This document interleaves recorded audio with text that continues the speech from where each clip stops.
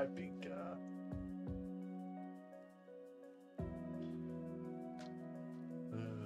Hello, hello, hello.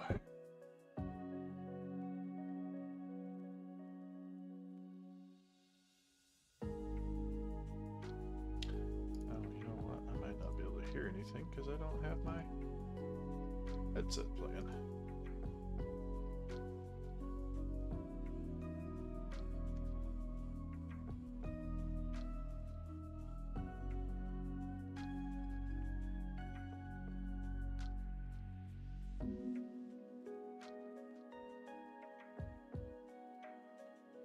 All right.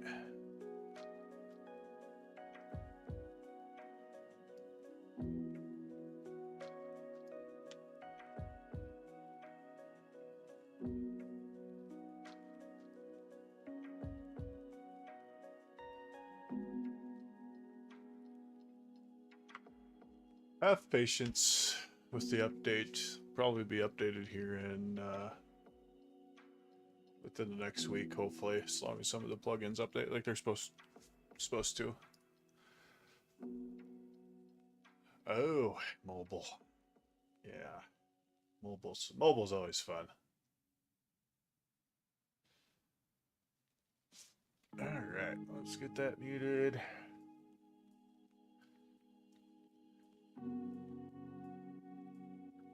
Pinka, do you like my new little standby video I have created just for you?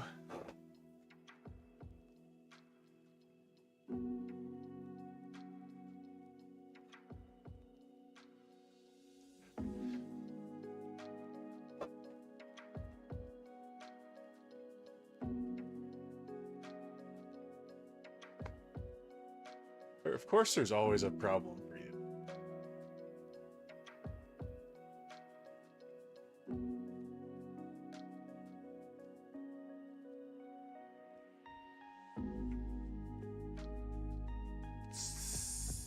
Yeah.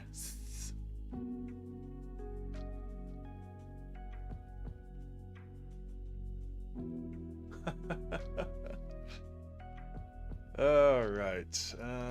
Well, let me get back into Horizons here. Before I can start up the stream.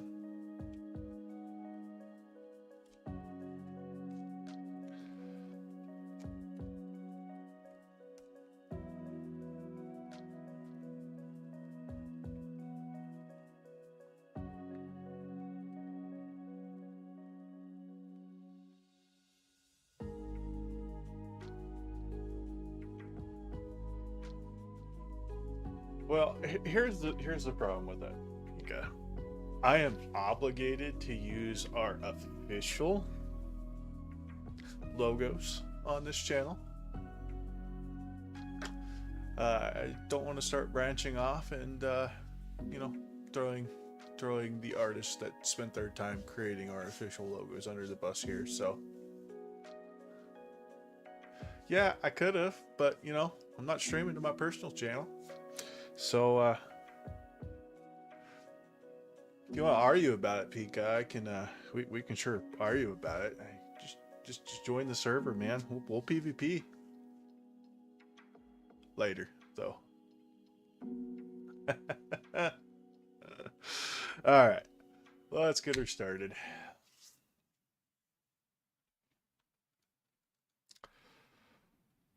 So, plan today is I want to. You know what happened last time we PvP'd? Yeah, no, I don't. You whined for like 3 weeks straight that you didn't have my head.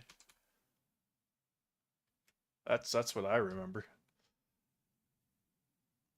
So what we're going to do today is we are going to start on the harder smash, or I should say restart. If we can do that.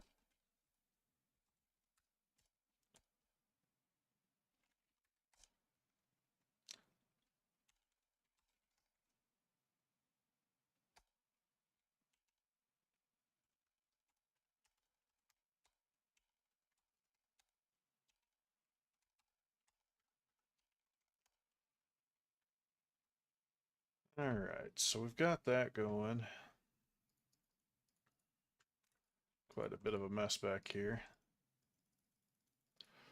I started this project clear before they even updated the darn vases. So I'm gonna have to move it over to be congruent with everything else, which is great. We like moving things.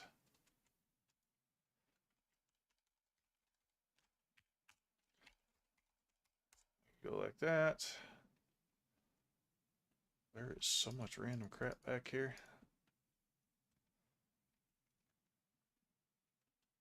And you know what? We'll put that there.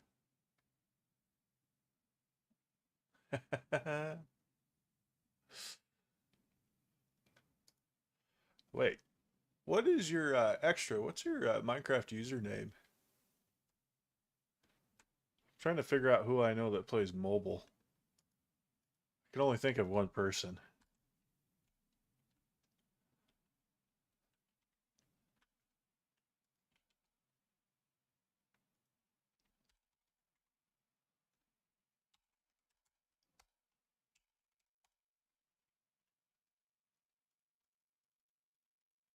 Okay. So let's pop that off right there. Let's see, I'm going to cheat. We're just going to take this. We'll stand right in the middle, expand that by about 3.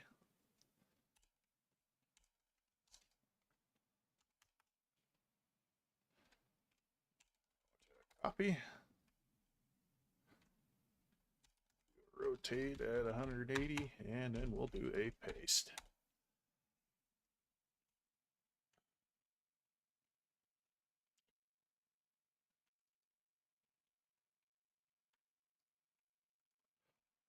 And now Pinka can't randomly show up and get in. That's the whole idea. And just for congruency's sake.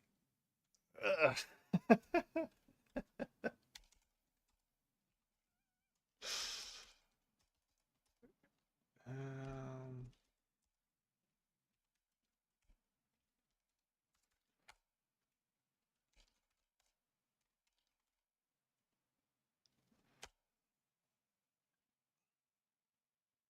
keep doing these things to me. Let me get places I shouldn't be able to. Okay.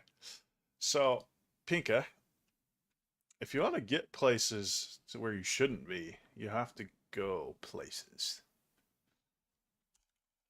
And I know that's confusing, and it's intentionally confusing just so your brain kind of self implodes on itself.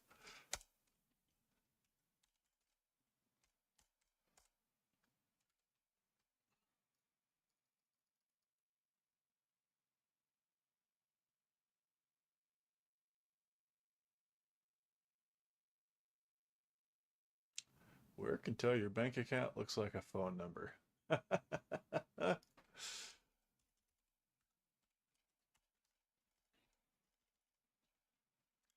What am I looking for? Item frames. So, what the idea here is, just to cue everybody in, I'm doing a kind of a pottery match system. So, we all remember the classic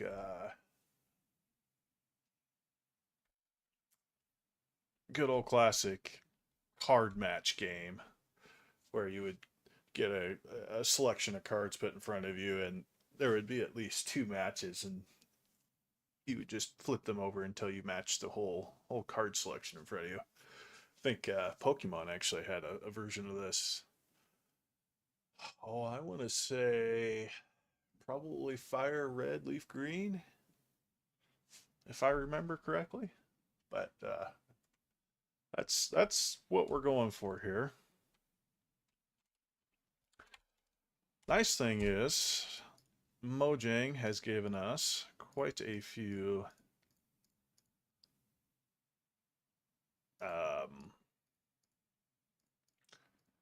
little items that we can use to match.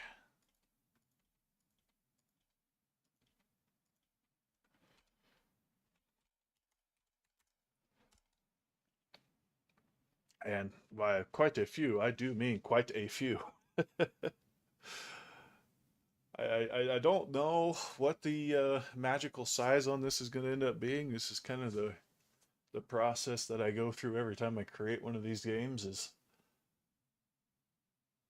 Super Mario Brothers 3 memory game. I never. Well, did I play Mario Brothers 3? I was stuck on 2 for the longest time. I think I went from 3. I don't know if I ever played 3. I don't recall. So, what the idea is going to be, what is that thing called? This thing here, decorated pot. Um, let's just get rid of those. And welcome to the stream, Corrupted. Appreciate you stopping by. So let's line that up right there.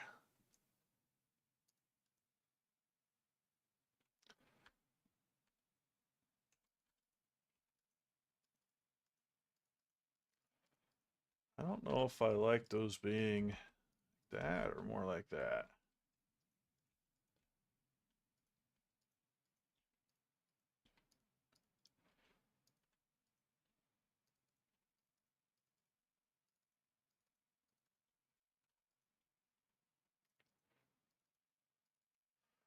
Thing is, no matter what, if you have an even amount or an odd amount, you're always going to have the one wild card that doesn't match anything.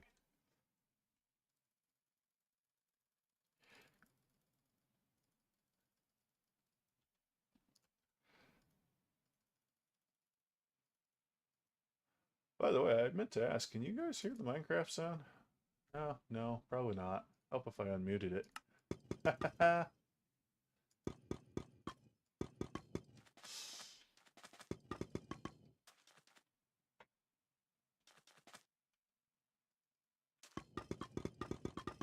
Well, I think you can hear it now, because I just unmuted it.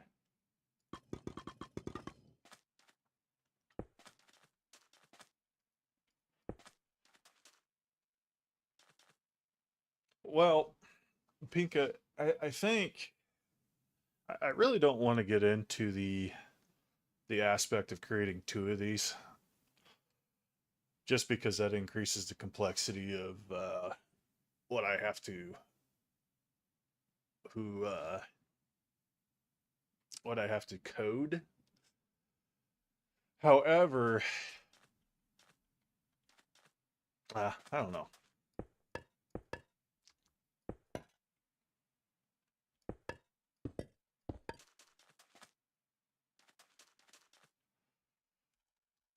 Let's throw the wand out. We'll do set smooth stone for now. Oop.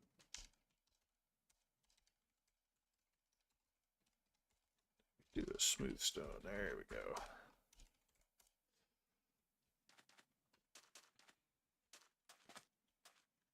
Now, if a player clicks, they can click up there.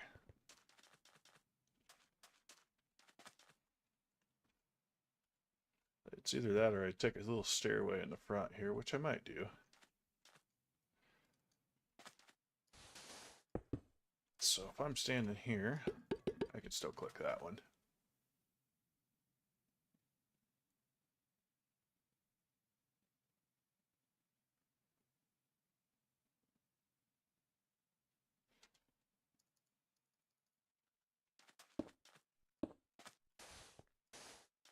So we go like that.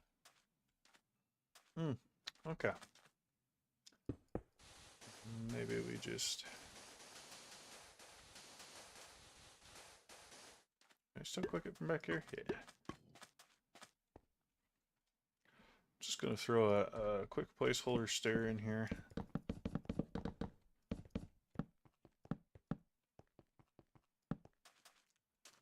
Something like that.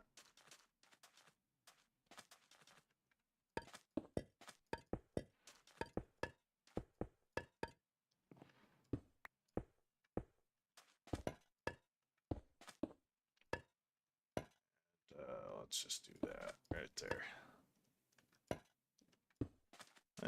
Nah. I would rather keep it up one.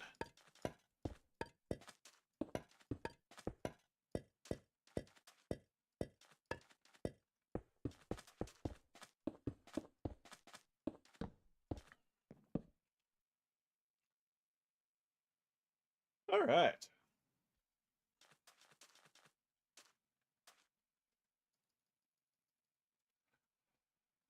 So we are going to open up this.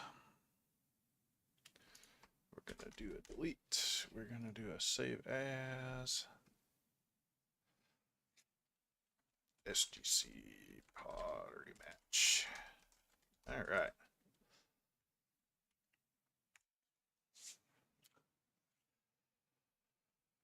So at the end of the day,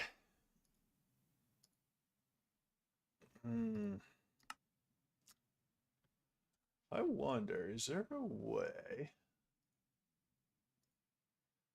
inside of this bad thing? Yeah, well, we need to do that, but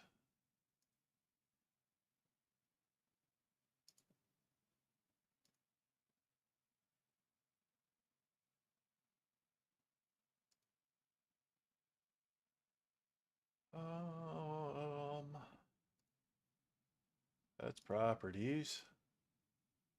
What I was hoping to do is find a way to kind of make this transparent on top of Minecraft.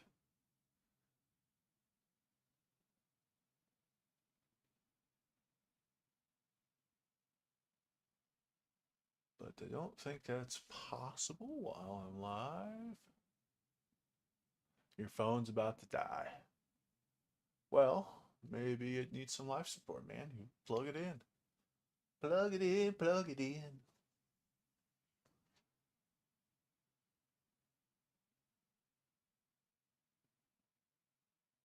I don't know. I don't think. What if we just resize it?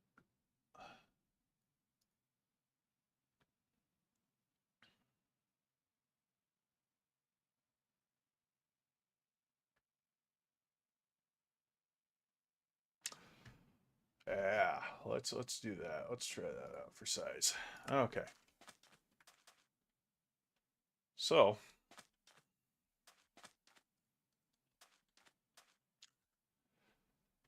we're gonna come in here. SGC. You're gonna call this pot for the time.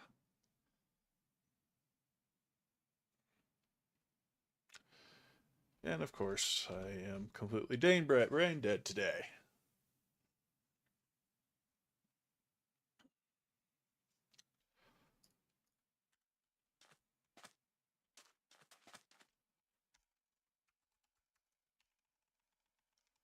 We're going to take some of these.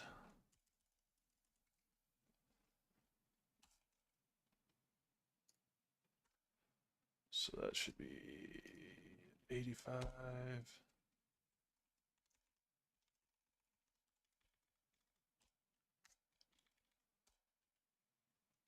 And 87 there.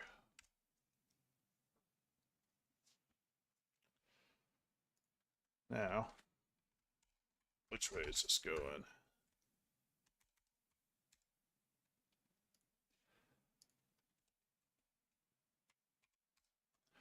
So that goes the -2 route. Okay, so that makes everything a little bit easier. So we are going to do a pottery define.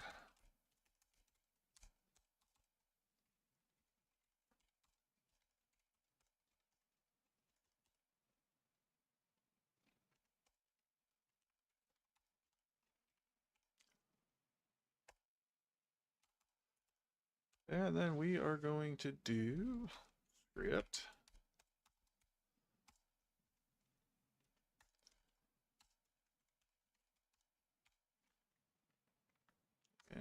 148.83.869/world -dc.hot.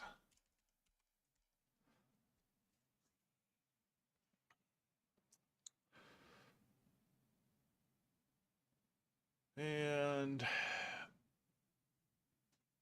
maybe we do base.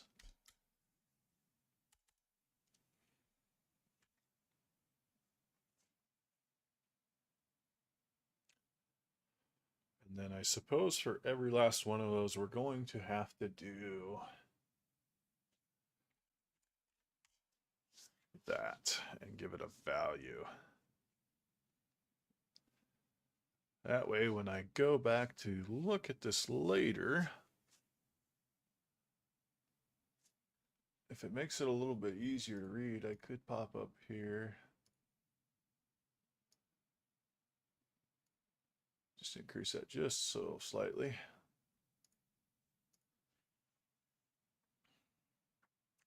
Great thing is I did this fancy thing where I can just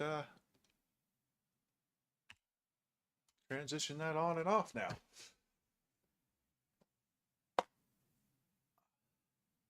Well, coding, yeah, technically, we'll call it coding. I could call it scripting, but tomato, tomato, and the way everything goes.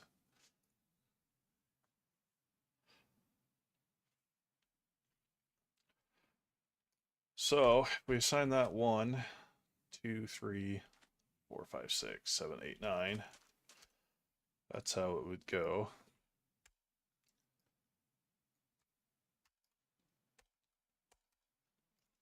And we call that 2 and 3, 8, 5, and 8, 7.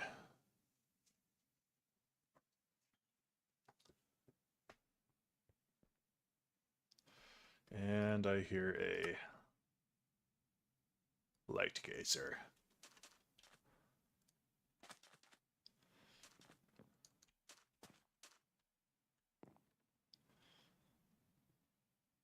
Hello.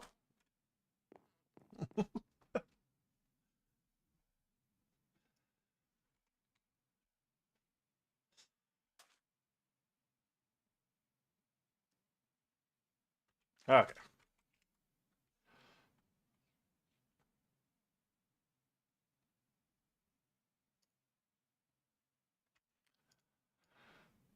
So to do this right, we've got 1, 2, 3, 4, 5. Wait, 1, 2, 3, 4, 5, 6, 7 rows.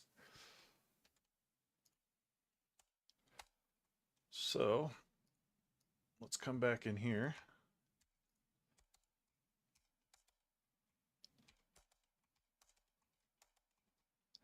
So that's 1, 2, 3, 4, 5, 6, and 7.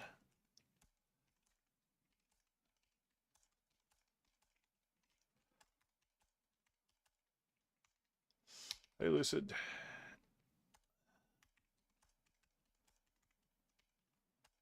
16, 17, 18, 19, 20, and 21. So based on the coordinates, I know I can reduce those.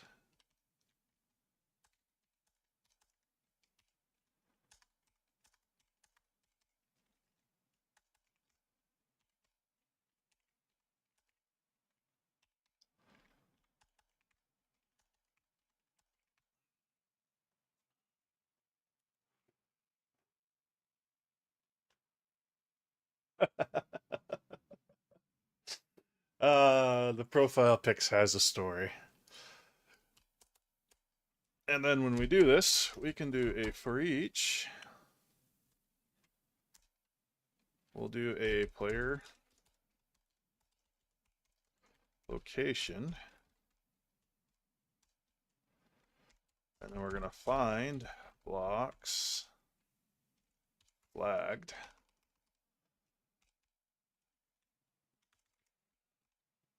So we're just going to do a 50. But what I'm going to be looking for is this right here. So rather than the value, we'll just do that. And we're just going to call that as a temporary thing as lock. We're going to do a debug block. And let me read this. Location. So location would be that predefined location of lock. We're just going to do that red for a duration of 1 second. So what that should do is flag all those locations so I can use them within the game. And then it's going to tell me and make sure that all of those blocks are flagged.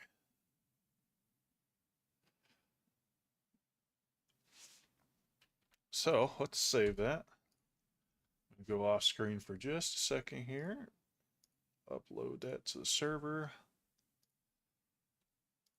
Sorry that you can't see that Pinkadoodle. I know you want to see what I'm doing in the background, but I can't show you.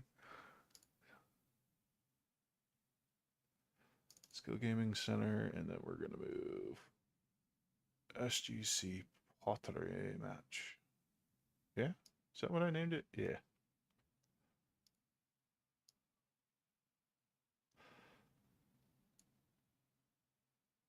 Now, do I have Pottery Match on the server already? No, I do not. Good. So what we're going to do, we're going to reload. Now,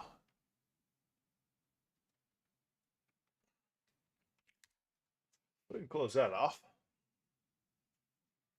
Now, if I run what I just wrote, so that was SGG pot define, we should see all of those vases light up. Just like that.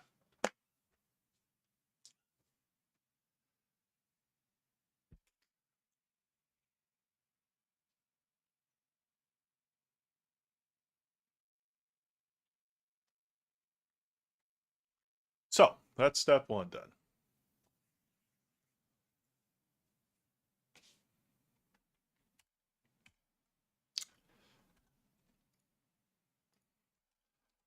Now we're going to make another one. So SGC pot, randomize, do a type task, debug, false. And we're losing some of my scripting abilities, so let's go there. There we go.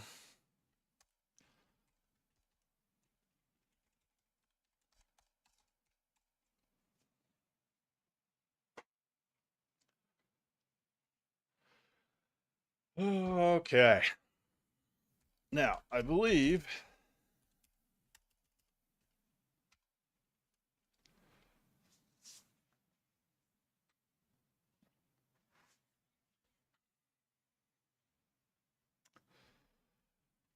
we take the same thing here.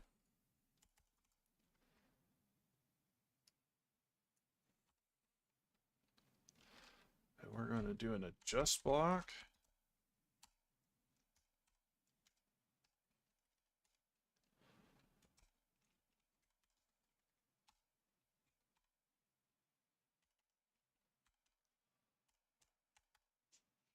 I'm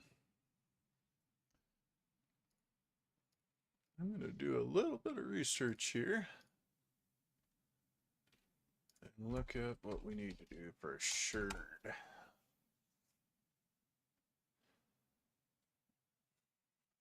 Okay, so we just do an adjust, and then we do a shirts.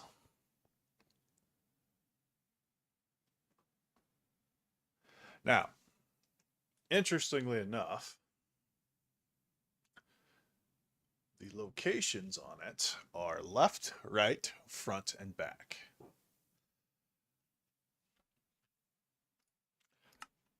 So if we come up here,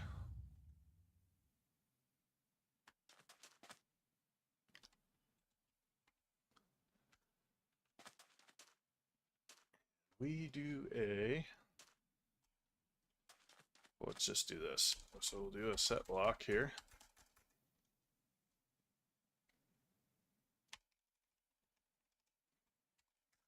grab that coordinate. We'll do an EX, adjust. We're going to do a location.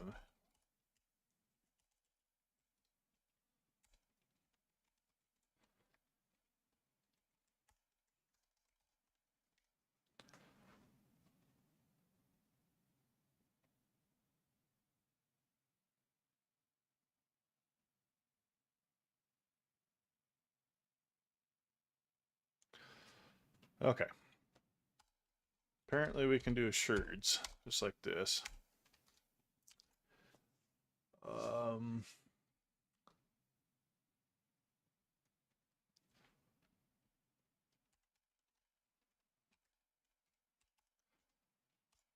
Let's copy that real quick. So what sherds do we have?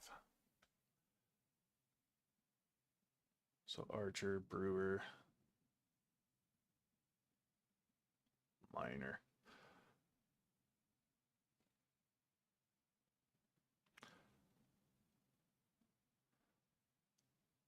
Heart Howl.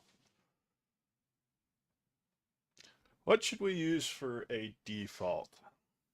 And of course, I don't want it just to be blank. What about diamond? Do we think a diamond should be the default blank, essentially? What do you think, Pinka?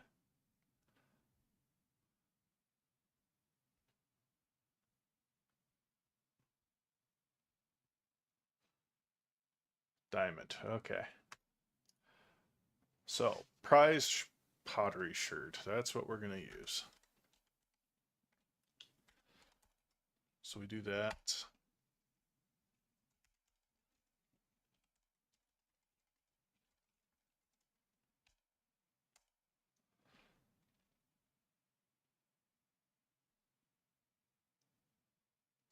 Oh.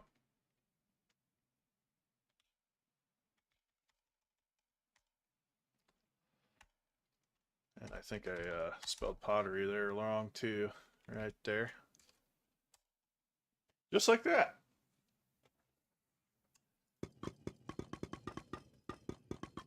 So does that just, yeah.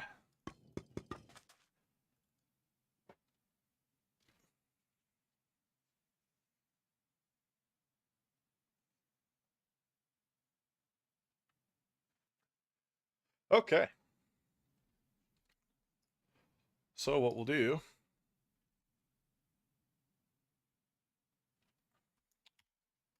is come back in here. We call that prize equals prize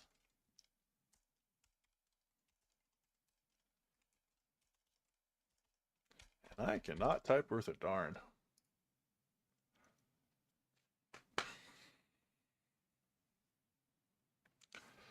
All right, so let's save that, load that to the server. We'll do a control one. Nope, wrong thing, wrong hotkey.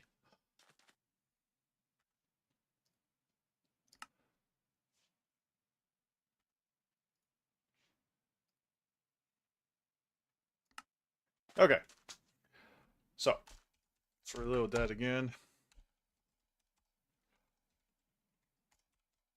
So now you can see that we have this randomized script here.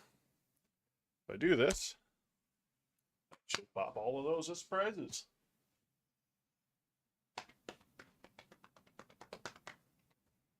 Awesome.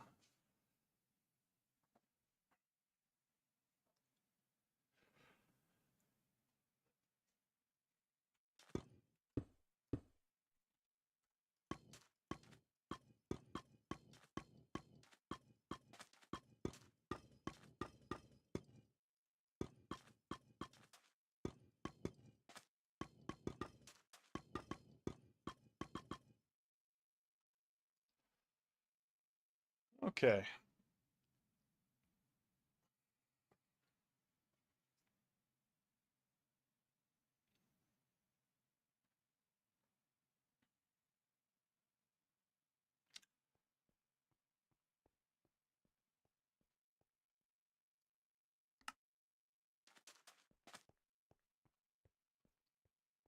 Interesting.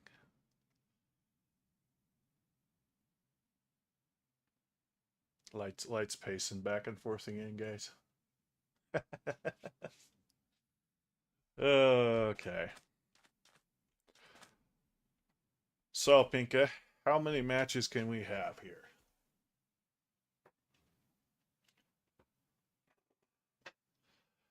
While you're thinking about that, I will be right back. Let's just, yeah, we'll just go that route.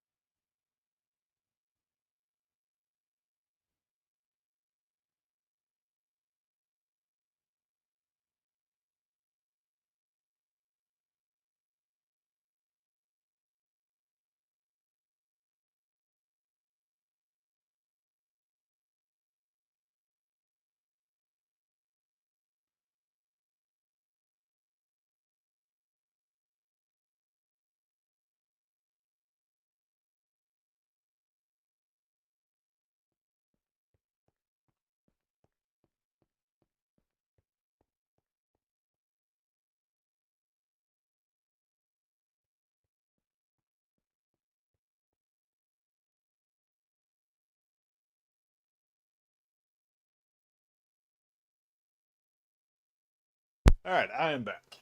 Um, yes, if I wanted to do it that way. However, my consensus is, for playability reasons, and let me set this back to gray powdered concrete real quick. So when you come up to this, if you can see, you cannot click unless you are practically right on top of this, that top upper block. So right there, you would have to be at least one block in front of the whole display. Number two, I want there to be a stray. So by there being a stray, that increases the let's say unlikelihood that you will be able to solve it correctly quickly.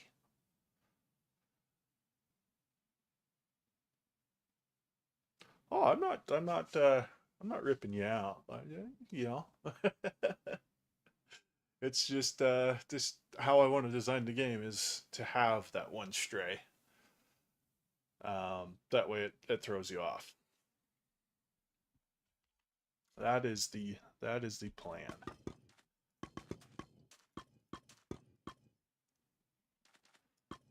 Well, we knew that. Okay. So let's go here. We're gonna do SGC click pot.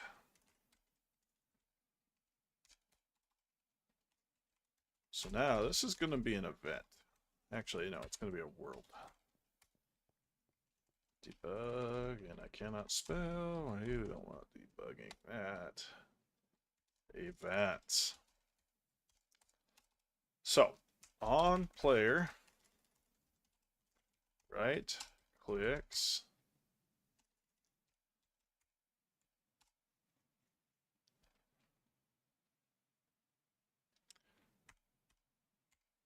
What are these things called? Are they just called pots?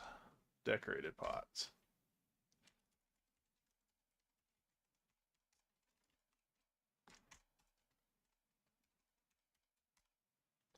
So sgc.pot.base.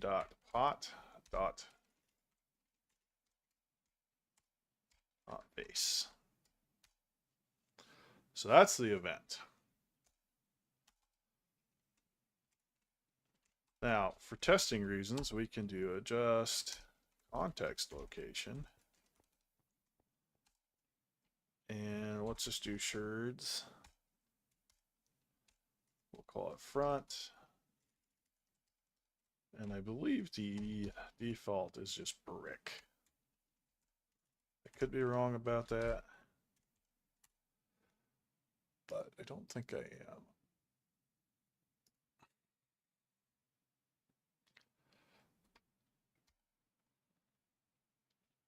Nope. We'll save that. Move it over.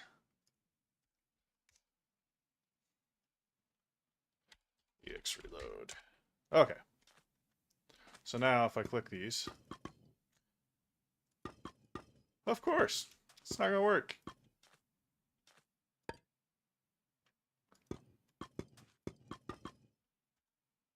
Why would it?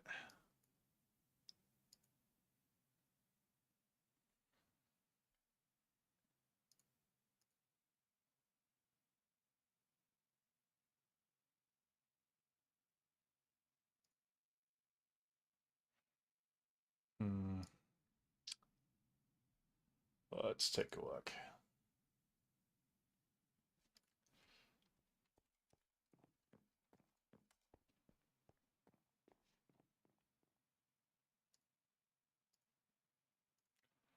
Go to our console.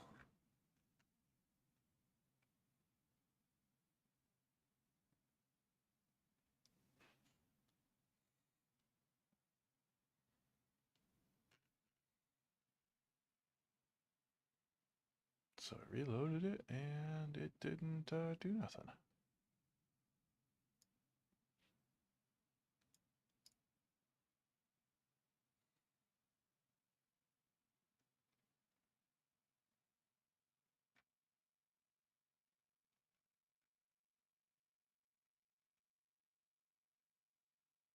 Hmm.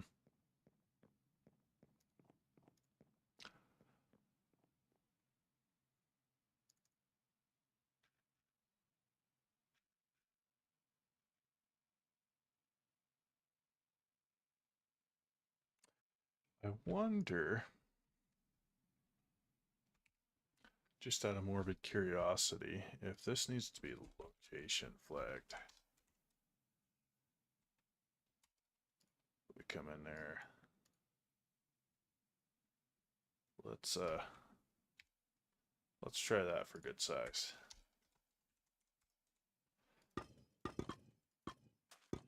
No. No, you can break it.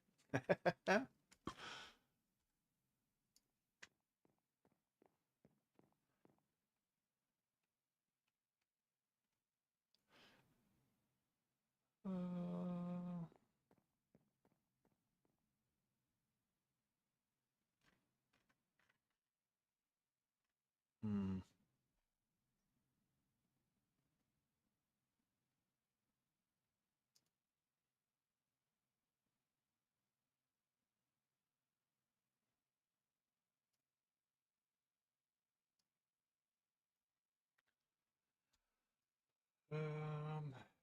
That's really curious why that's not working.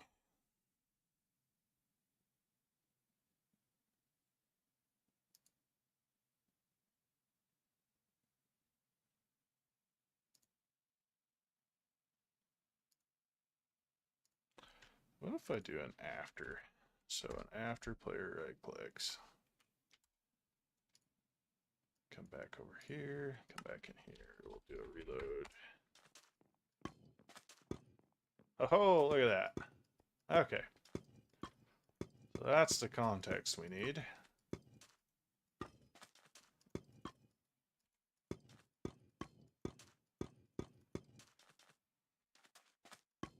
And if I click a regular block, it won't do anything.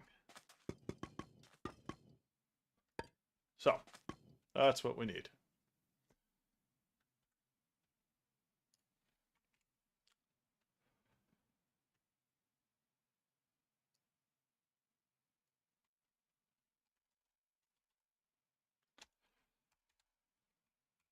I save that, move that over.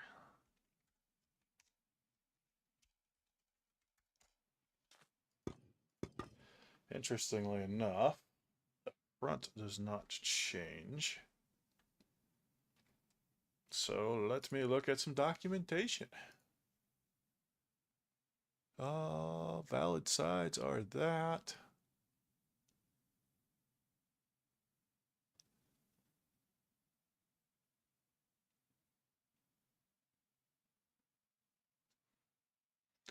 So I could do server vanilla tag materials decorated pots shirt random. But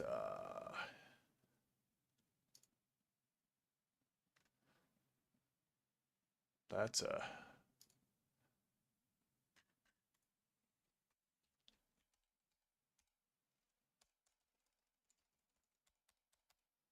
that's an issue. Okay.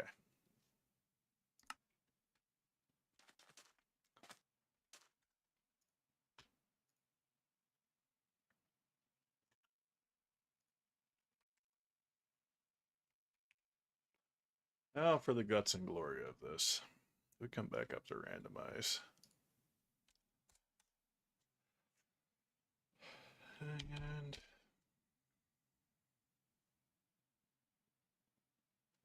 Happy Man Pottery Barn.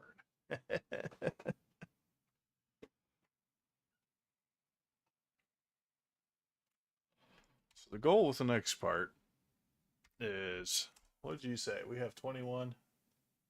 We got 7 times 3, so yeah, 21. We got 21 slots. Those 21 slots, we need to assign a number. So there's going to be 20 matches. Divide that by 2, so you have 10. And then you need to have 1 with one number, essentially.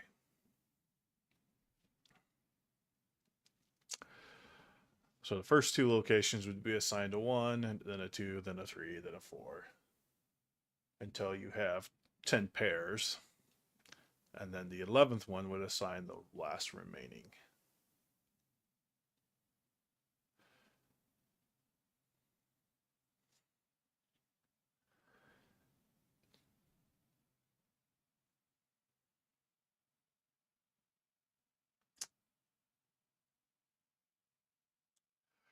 It's either that or I assign them randomly all the way through 1 through 21, and then I check certain ones. Random logic is a little bit funky to work with in the context of this.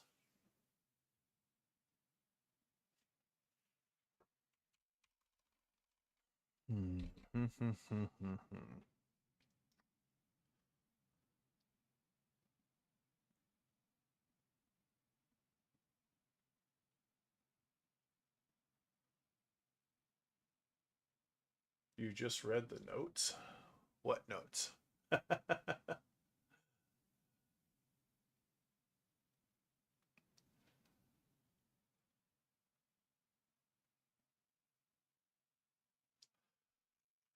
Now, so up here.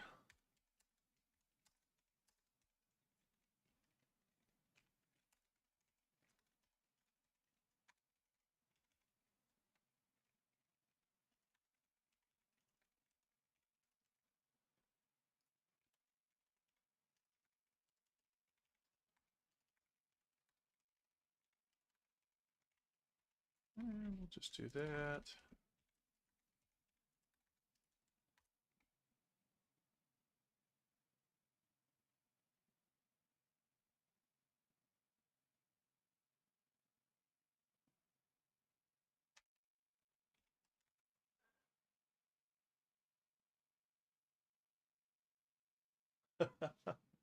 Oh, sorry, Light.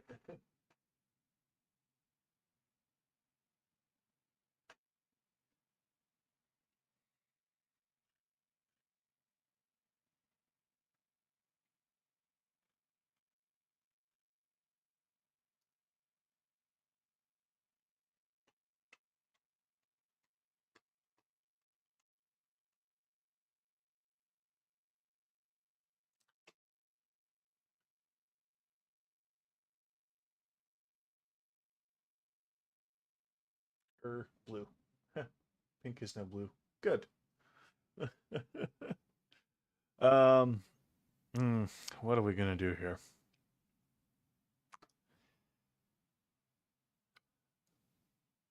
The problem with doing a for each is we are looking to do a random.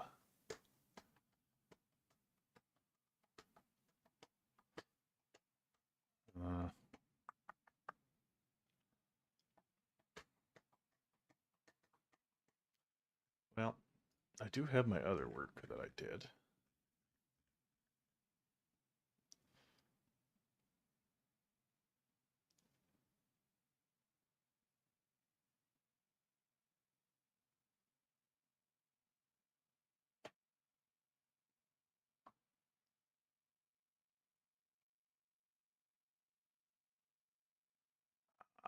So I just did a for each.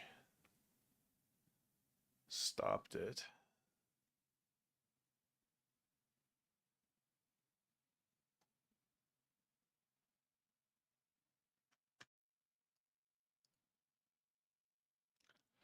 Okay, I know what we can do. So we're gonna do a flag. We're gonna do a lock. So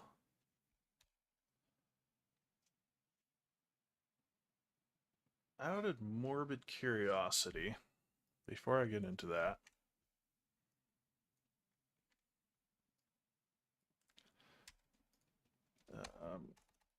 if I do this, randomize test,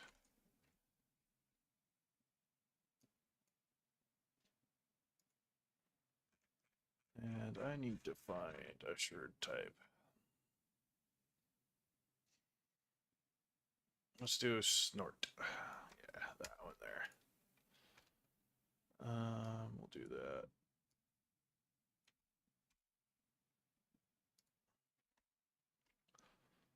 Within 50, and what if we just do a random?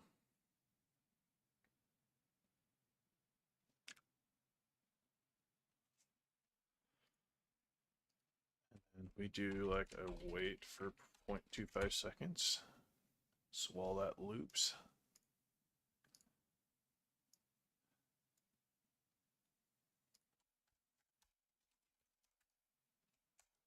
Okay. So if this does it right, this should randomly change these. So let's do sgc.pot.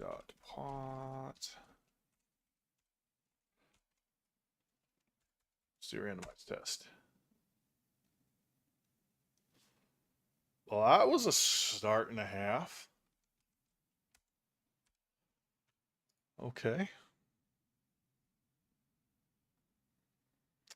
Ah.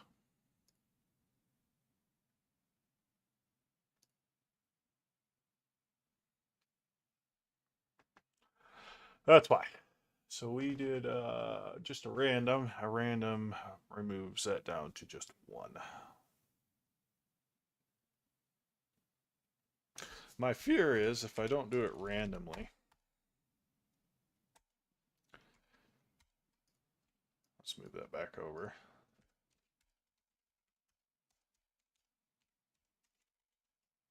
Okay, we'll clear that. If I don't do it randomly, it's always going to start like that and it won't assign them randomly.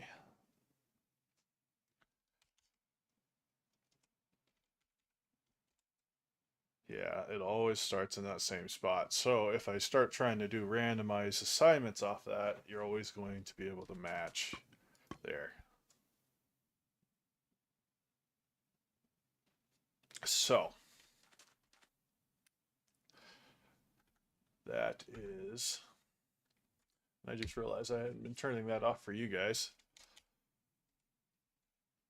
So without the randomness in there, it always starts the location closest to the player and it fans out.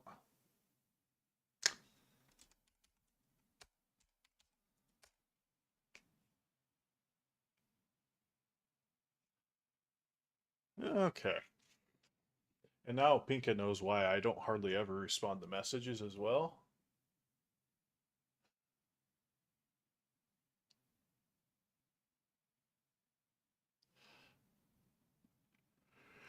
because I can hardly ever see him.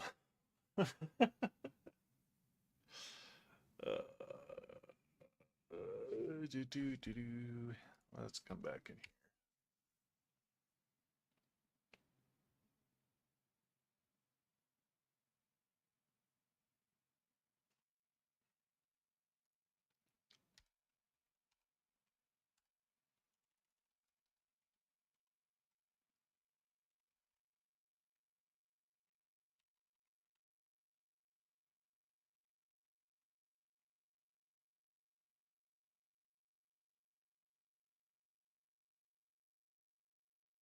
Hmm.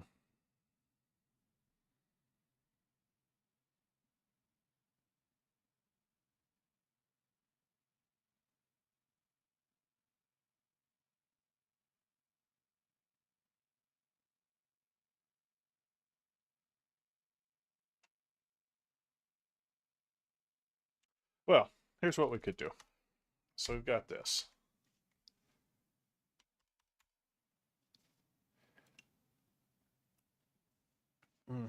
Actually, no, I don't know.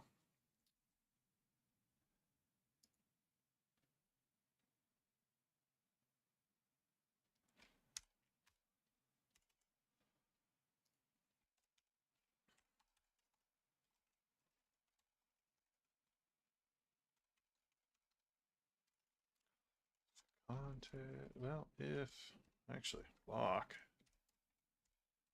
as flag.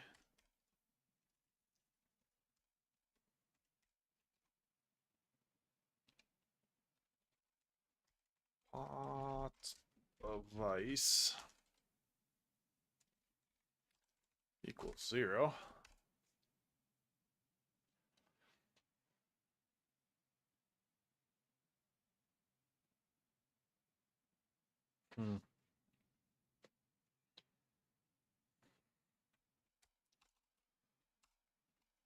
We're going to flag the location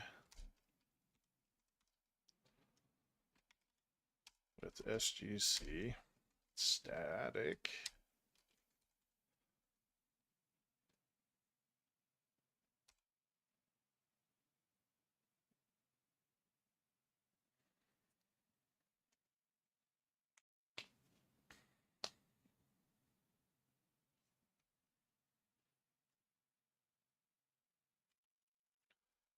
So we would do a pot base. And then we're going to do a server flag here. So it would be server flag SGC pottery static. We'll just call that number 1.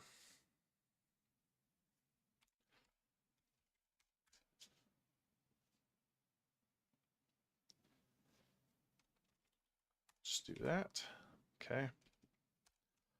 And then we're going to flag the server with sgc dot pot dot stat dot 1. And actually, we have to do this flag.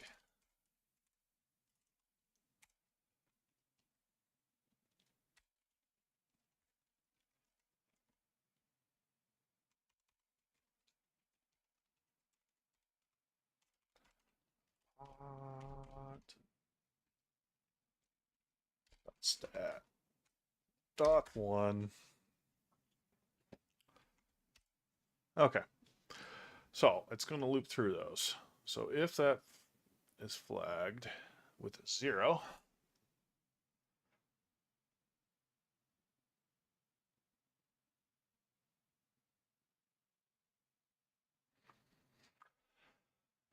however, that is still going to assign it to the closest location. That sounds absolutely freaking disgusting, right?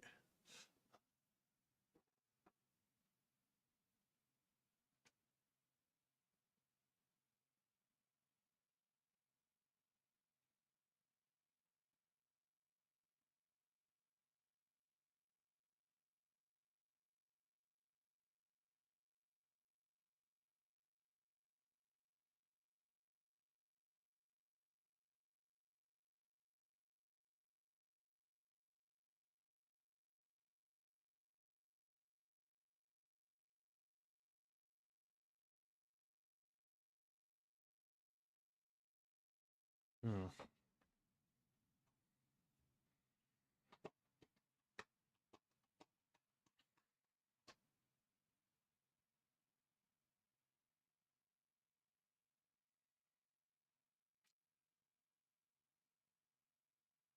All I can imagine is Pickle Rick running through the sewers covered with Nutella while rats chase him.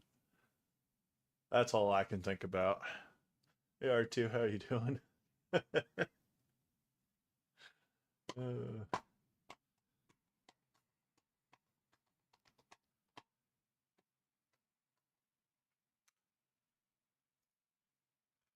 how did I do this last time when I was...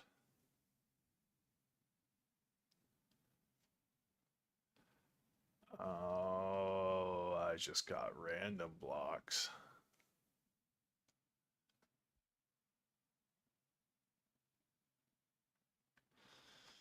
Hmm. Battery low. Oh, well, I didn't charge my phone last night, apparently. Oops. Let's not do that again. There we go. Okay. So really, the only way to do that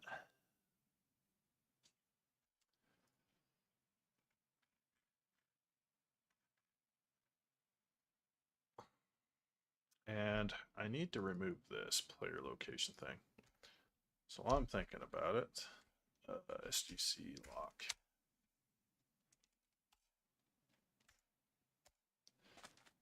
So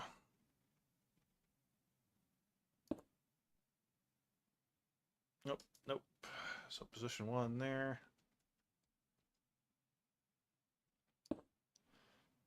Let's do position 2 there. Yeah, position 1 there. And then we'll come up here and do position 2.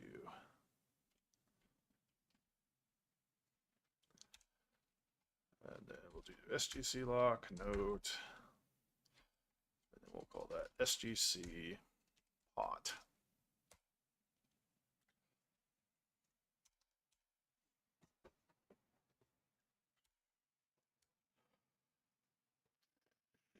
Do do do do do.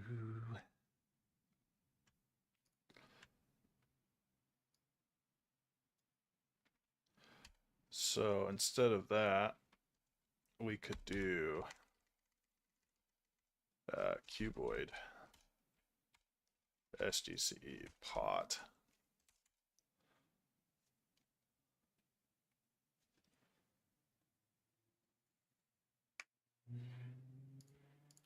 I don't think it's find. I think it's just blocks flagged.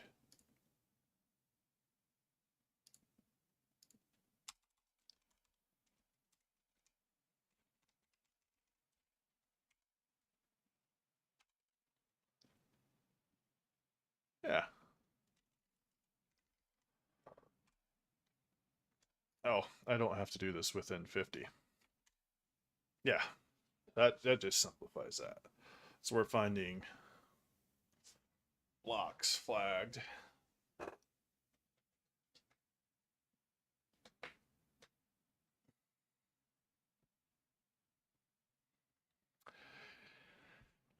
You know, I think about this the wrong way, probably.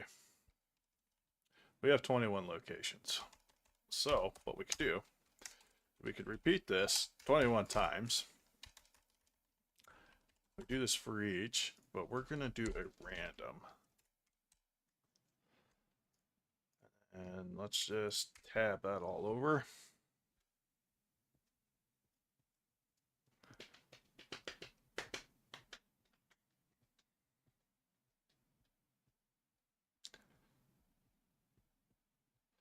The problem with that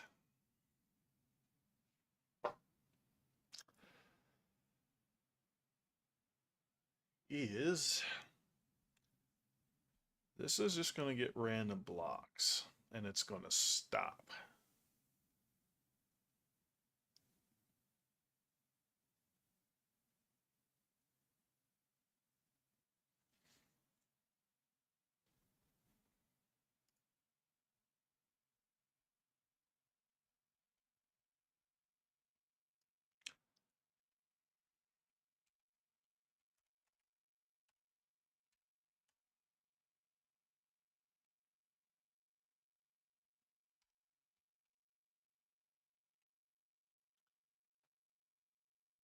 Oh, ooh, excuse me. Sorry about that.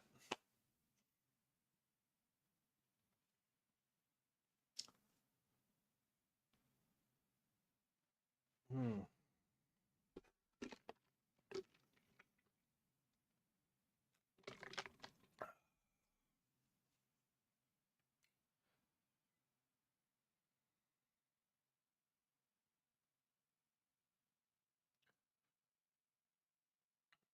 Hmm.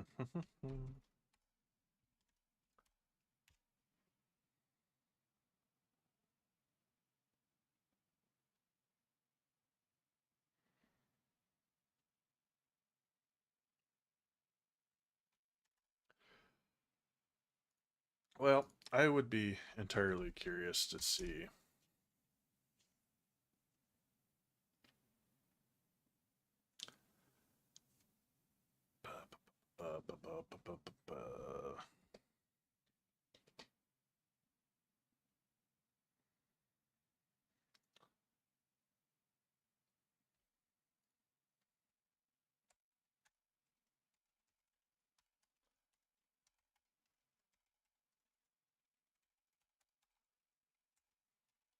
So we do run a SGC pot.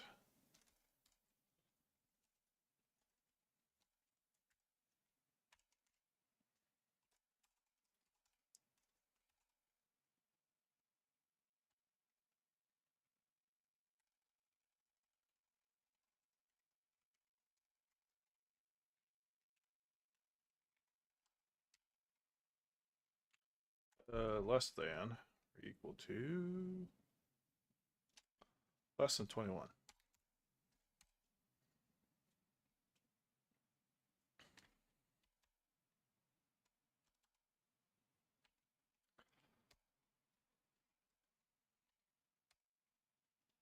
If not, we're just going to stop. Okay. So we're going to pull. I don't think I actually need that.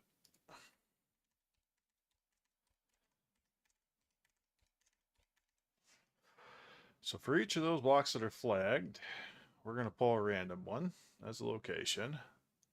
If it's got a value of 0, we're going to flag it. So while I'm thinking of this, we need to flag server SGC pot stat.1 with its 0.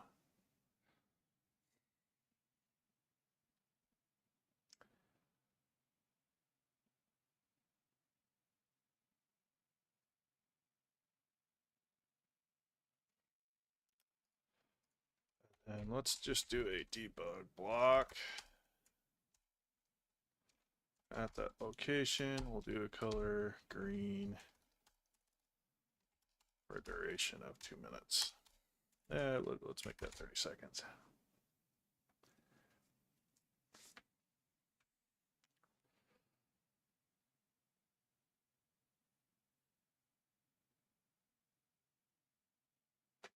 And we actually need to run this whole thing too. Right there. It's kind of a double repeat, but we kind of need that.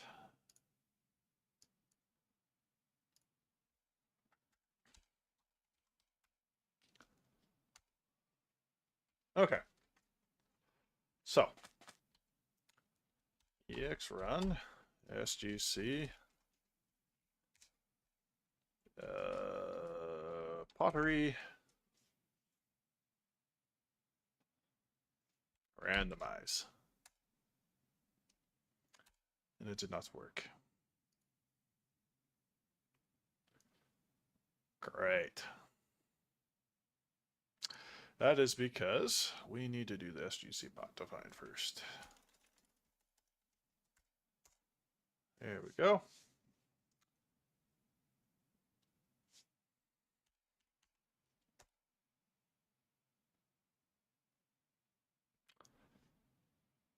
Interesting.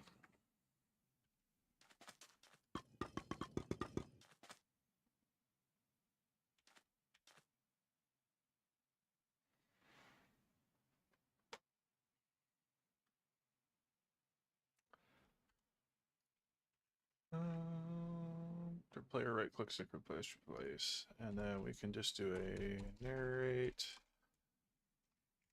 to context player. Actually, I don't even need context in there. Just do narrative player. Let's just do a gray text.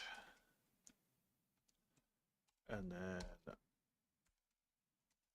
context, location.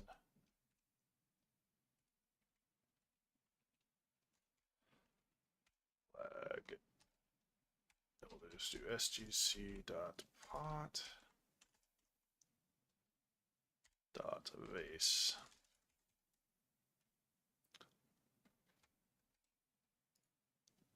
So that's going to allow me to see if that actually assigned like it was supposed to. No. It's because I need to do a targets in there. Okay. Now let's just do a little bit of a reload. So now,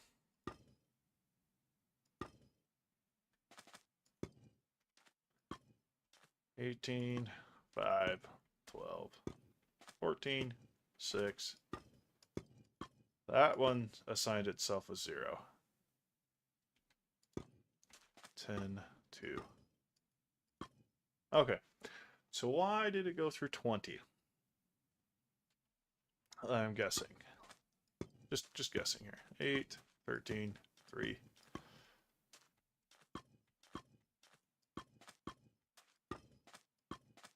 So that one did not assign.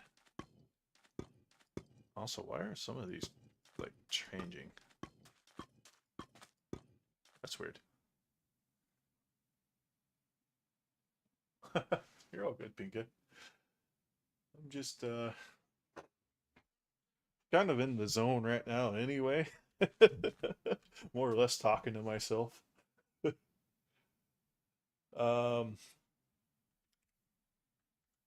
What did we do wrong?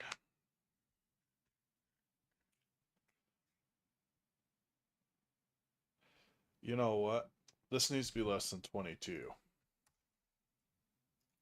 Because we have 21 locations. So if we're activating the stop with less than 21, that would mean when it hits 21, it's not going to do anything further. Okay.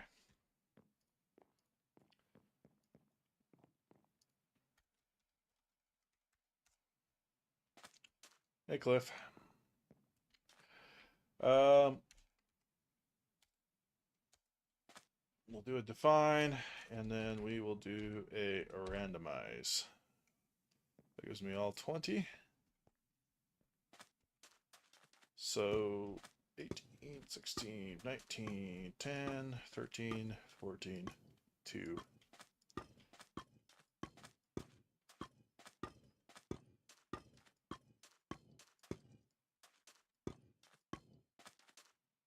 Huh. Okay.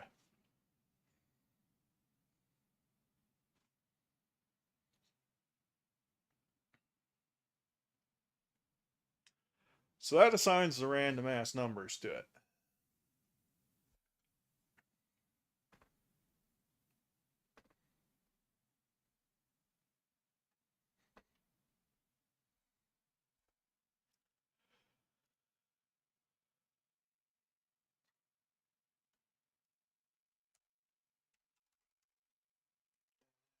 Do an adjust.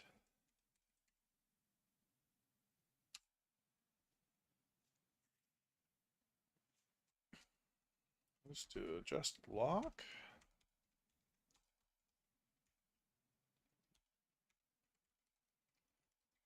Equals, what did we say? That was the prize poverty shard?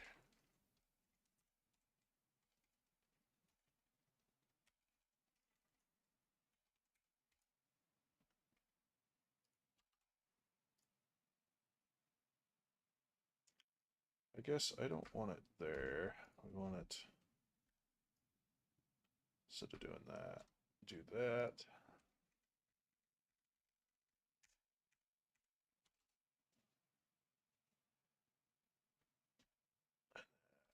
stop that.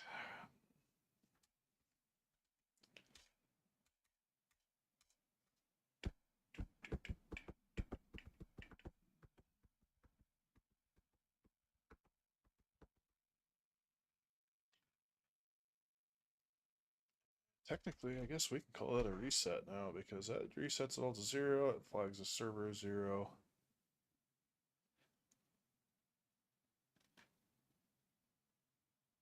And X, get rid of those debug blocks. Do that.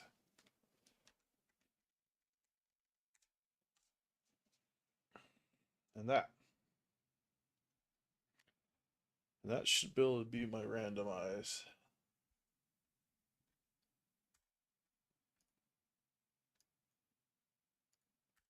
Logic for it.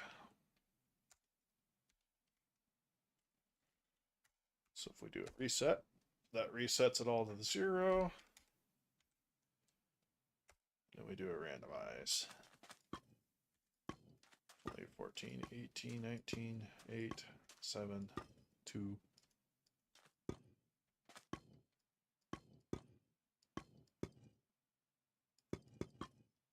So why did those ones shift as nothing? You know what? I think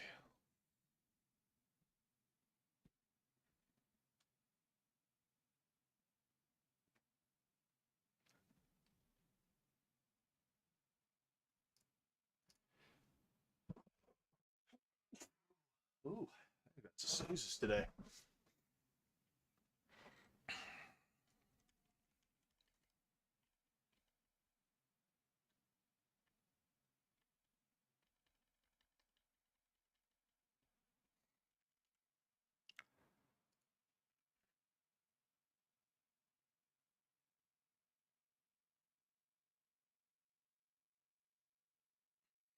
Hmm.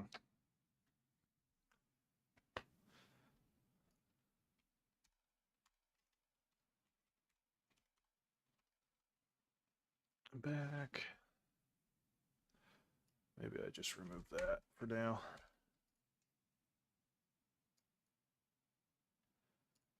Just do a reload.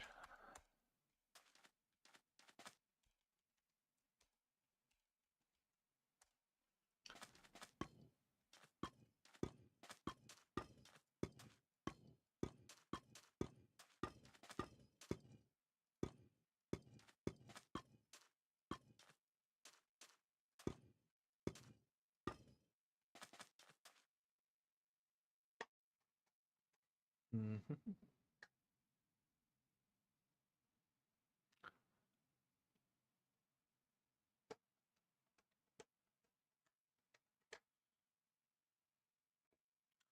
All right. So we have 10 matches, yeah? Let's go item frame.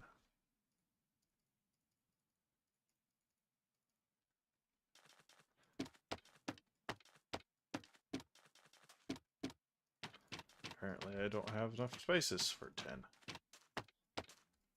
4, 5, 6, 7, 8, 9, 10. And then 11. We cannot use the prize.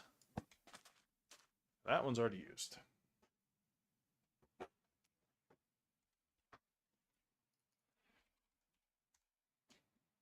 I think the heartbreak should be that 11th one because that's for nobody. That's that stray one, right?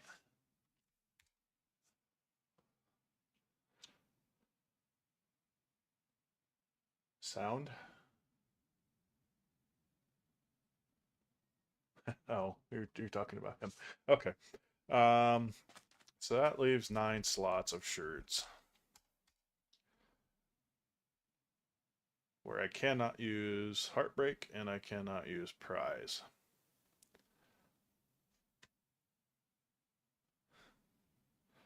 So we can do the arrow, we can do that guy.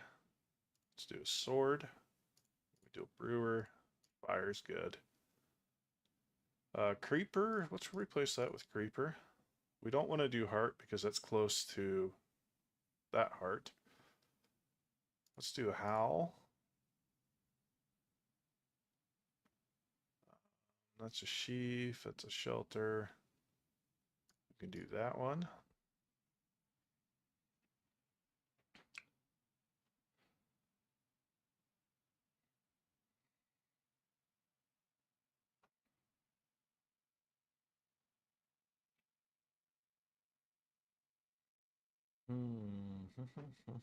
Let's do person. And friend. Friend's a good one. Yeah. So I think that'll be my 9.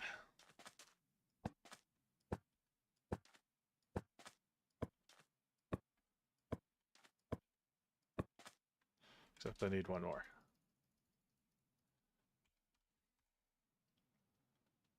What about a wither skeleton? Do we have wither skeleton yet? Skull, whatever. Yeah, it's skull. Yeah. Alright.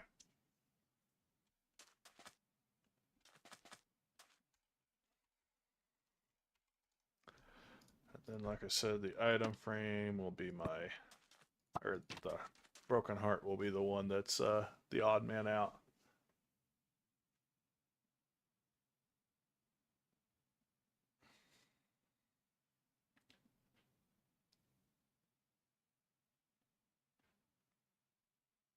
Oh, do you think I need the heart just to throw a little confusion in there?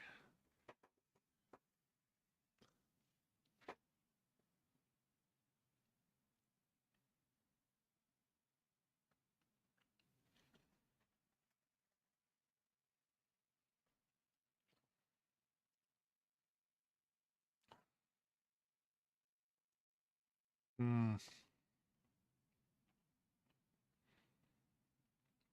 Which one should we replace then?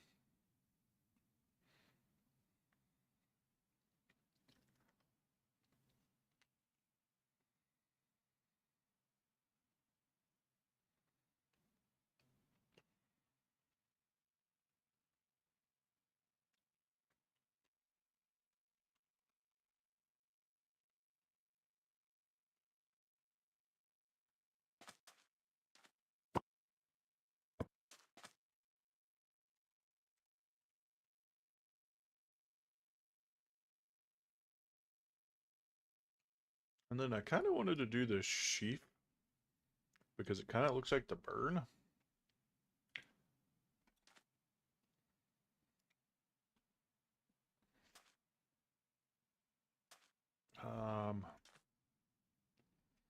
Sword's kind of the odd man out here. There we go.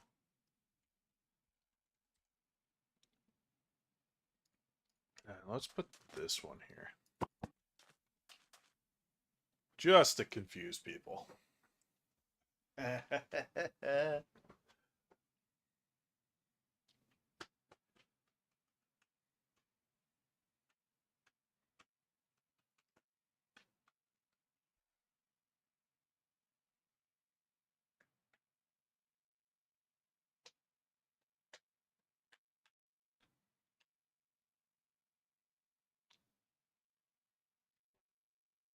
Okay.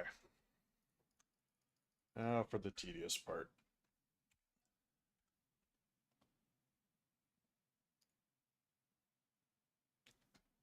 So we're going to come back in here.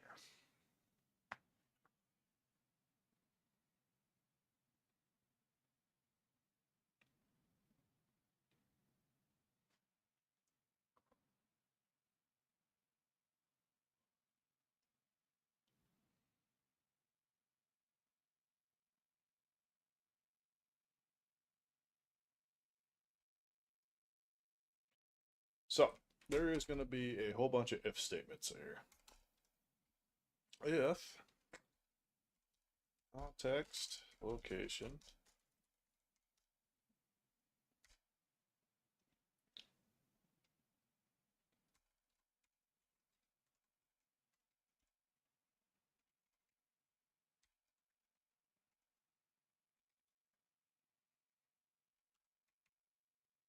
equals 1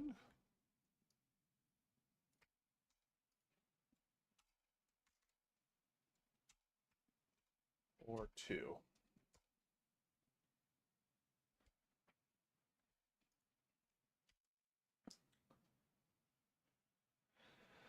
Oh, okay. So that's going to be the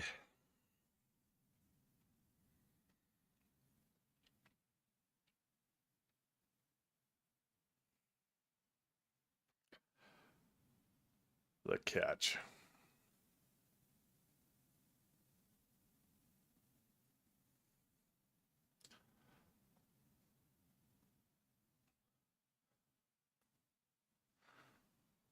I don't know if that's going to be the catch, though. Is that going to be the catch?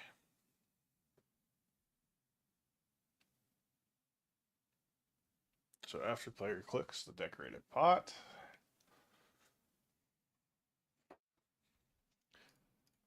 we come on here. We look at the name of that. That's the Plenty Pottery Sherd. We'll do an adjust.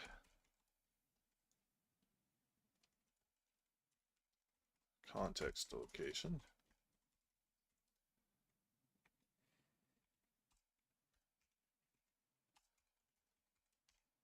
Sherds, and then we'll do front equals plenty.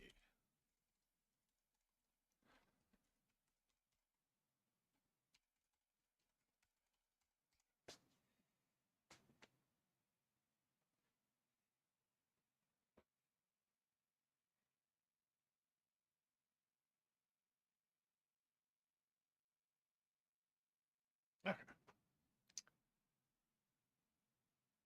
So we got the plenty. Let's just go ahead and name those off then.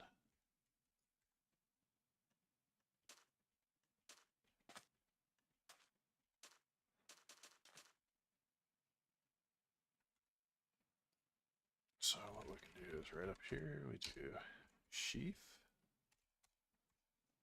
heart, oh, danger, heart,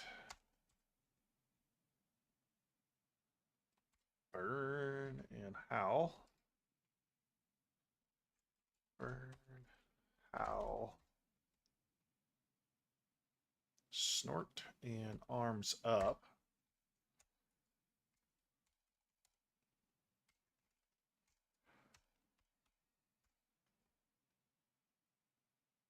Then we got friend and skull. Friend and skull.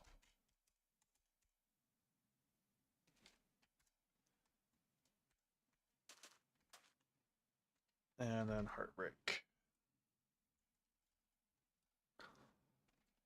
Heartbreak. Okay.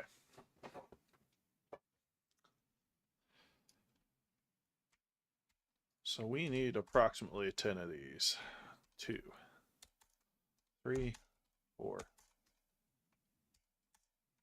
5, 6, 7, 8, 9, and 10. And actually we need an 11th.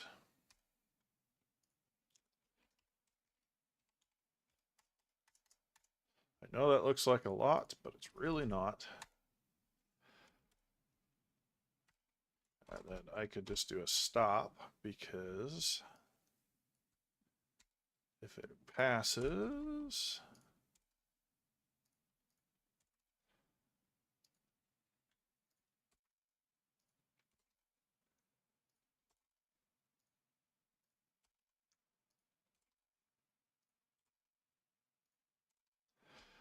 okay, so that should be 3, 4, 5, 6, 7, 8,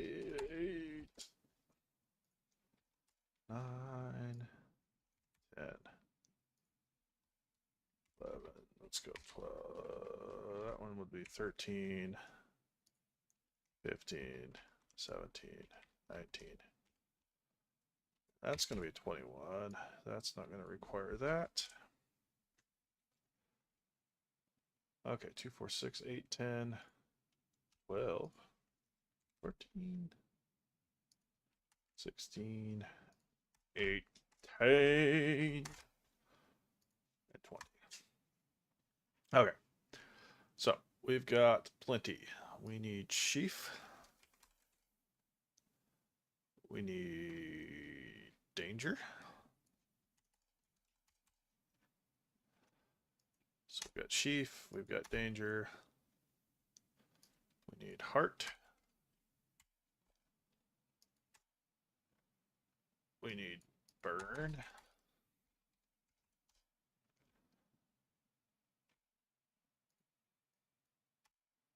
Howl and snort. Yep, we spelled burn wrong there. Howl. Snort. I believe this one was arms underscore up. Yep. Friend, skull, and heartbreak. So, was it friends or was it friends? I don't recall. Friend. Okay. Friend, skull, and the feeling that Pinka feels every time I don't answer his text right away. Heartbreak. Okay. Now, we save that. We come back in here.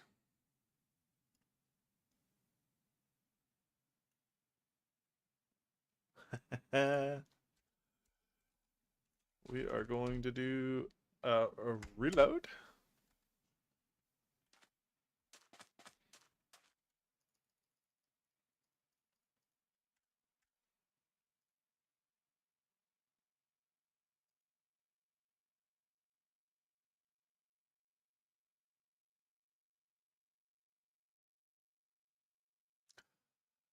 Oh boy. Hold on just a second. I'll be right back.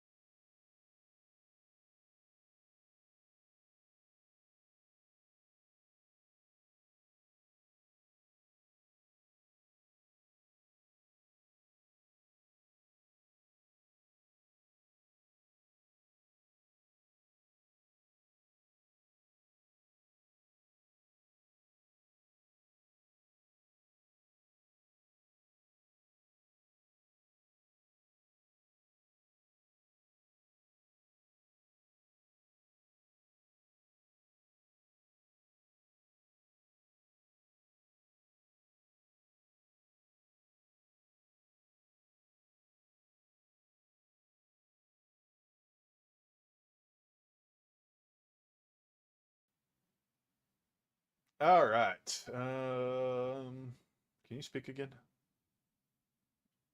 Yeah, you. Why are you not working again?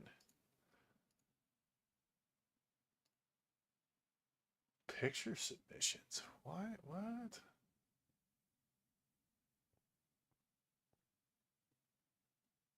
I am so confused right now.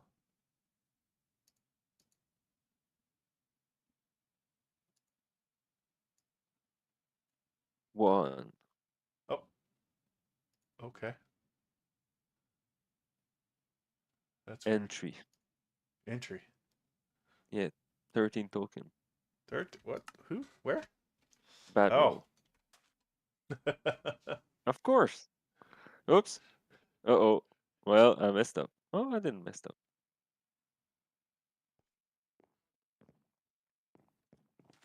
All right. Nice save that. Pottery challenge. Pottery match. Pottery match. Matching, like card matching. So, Oh, I see. I see. That makes sense. Yeah. Okay, so we saved it. We move it over to the server. I don't remember. Let's reload it. So, let's do a reset and then a randomize.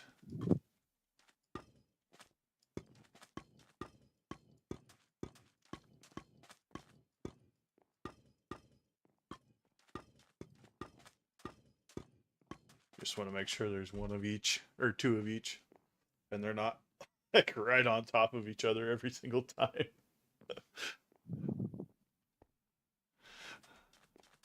You can come in. I can't.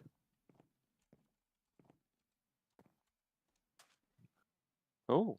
Oh, Oh, okay. I see. I see. what's up with the green, man? The Oh, green? hold on. Yeah, you have Oh, random patches of green on your purple suit. do I? Yeah. In the back? You Oh, have yeah, one. I You do. have one right on your shoulder, and then you have Yeah. one under your. Hold still. Was it the left arm? Yeah, under your left arm. I got I got defecated on by a bird. You know that happened to me once? I believe it. I Yeah, think that. I was about 14 and we were like in a sport competition thing with Right. like school. So you have a bunch of 14 years old like who just ate lunch. So there's a shit ton of seagulls everywhere. And I'm like, guys, we should leave because these birds are gonna start to shit and Sure enough, they right did. on my shoulder. Yep. At least it My friend thought it was really funny. wasn't in your hair, at least. Oh yeah. God bless it was on my it was actually on my like hoodie and it was the afternoon, so I I took it off and everything. All right, I turned Saji down for you, Pinkadoodle. Hey hey Doodle. He I can says, see.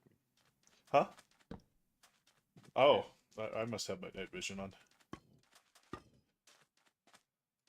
Pinka says, "Hi, Saji." Hello. Okay, so that's definitely randomizing it like I wanted it to.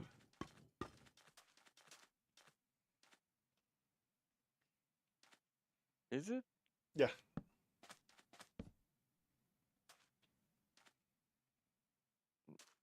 Okay, that's just a coincidence probably. What's that?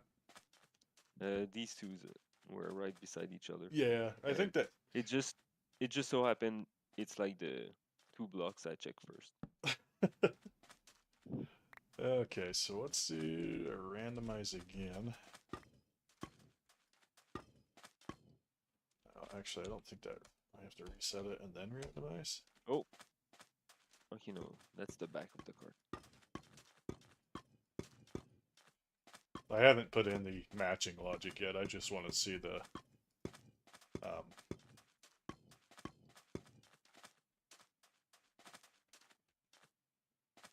so I Yeah, see. the randomizer. Yeah, the randomizer. Make sure it's actually randomizing it.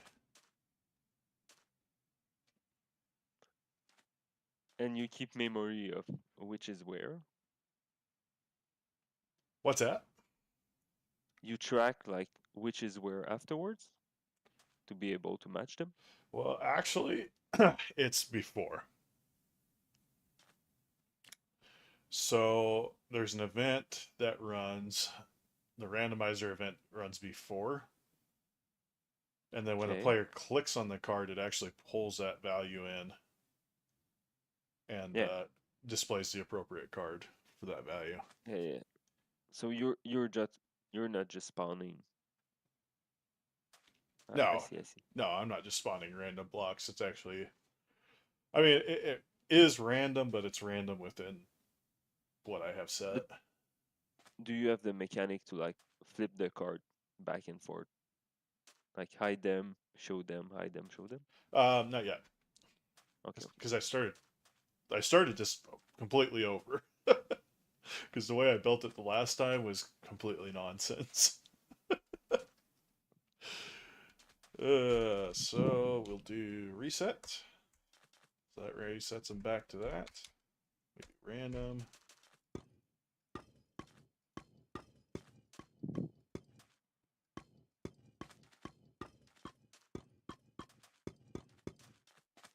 Okay. Was that one that didn't put any next to each other?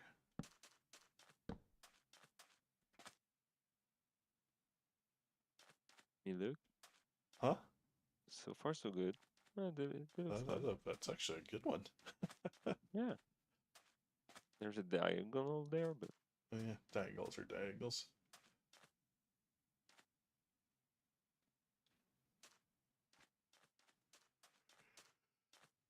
That's a duck. I thought he only had 1K in his name. yeah, I hope he's not gonna get a third one. He should stop at 2. Or go really quickly towards 4. uh, are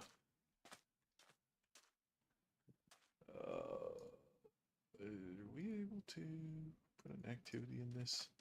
I don't remember. Ah,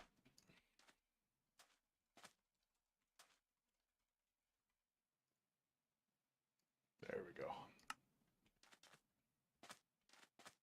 Have you seen the new painting they're adding in the next snapshot? Yeah, they added like 25 new paintings, is what I saw. And the ability 25? to easily upload paintings to servers. Yeah, yeah. Well, is it server or resource pack?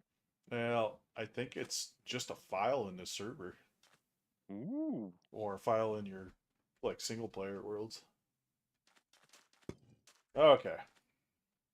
So let's open this back up.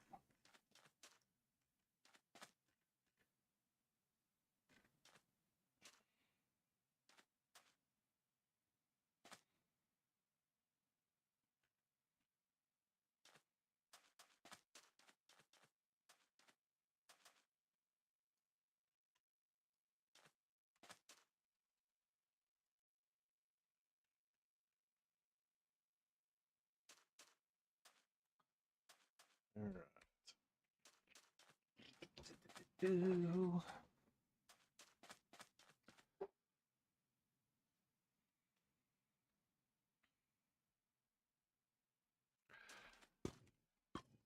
All right. If server flag sgc.pot stat 2 equals 1.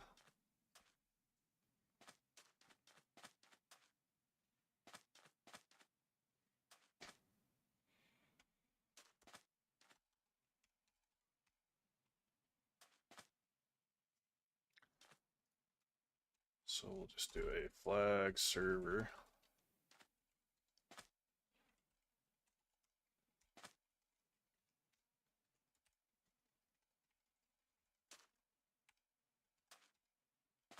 What are those two, you think? What's that? Sorry, I wasn't This looking one. at the game. It's called Sheath.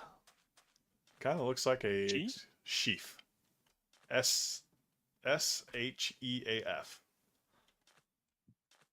It looks like an Chef? exploding volcano to me. I can kind of see it with the roundish part. Yeah. You're turning the fish into smoke. It's a fish with a bit of algae. So It's a messed up fish.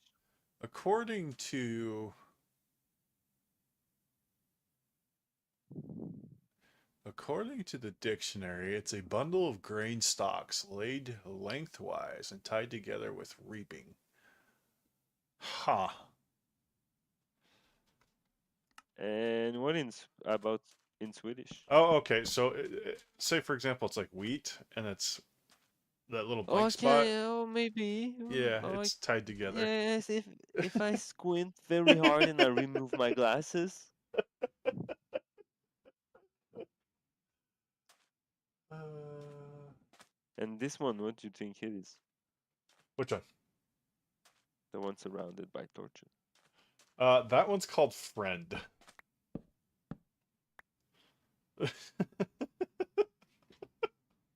I don't know why. I don't get it either.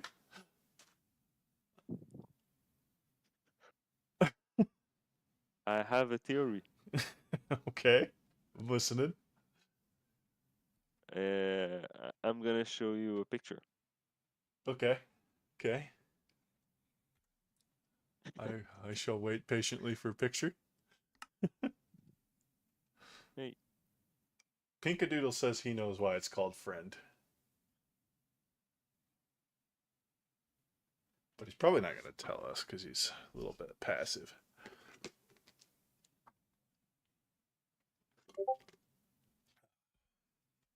Okay. friend.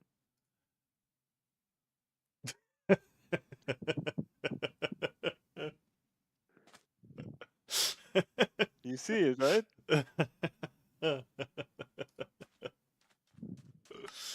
And the bad part is I can't comment on what I just saw. Nope. Sorry, guys.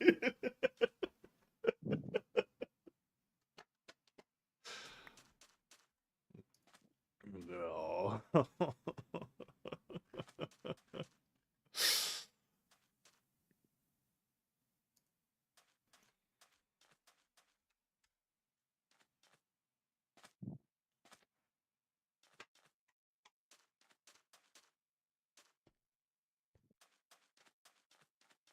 Hey, Clifford. Hello, Clifford.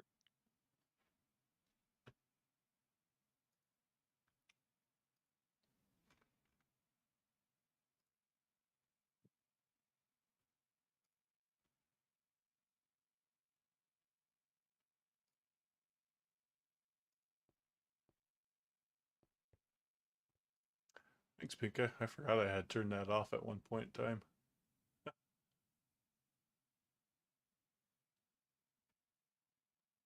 Nope. You told me to turn streamer mode on. Pinka, I can't DM you anymore. That's not how this works.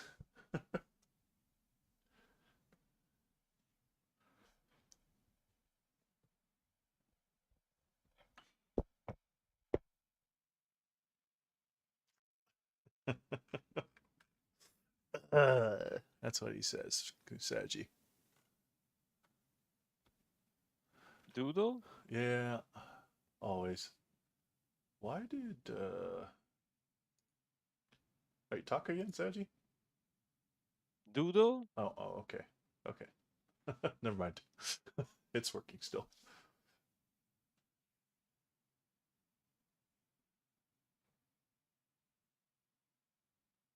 Jade? Doesn't work.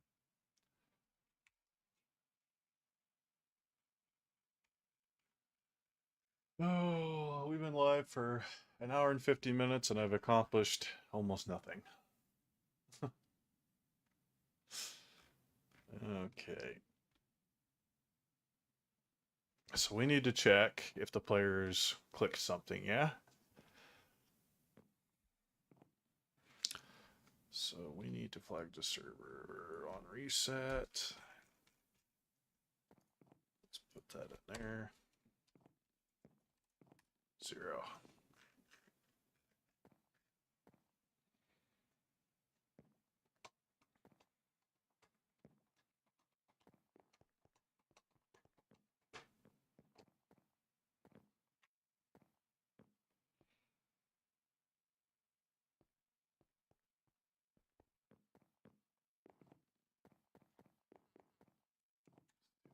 Let's here.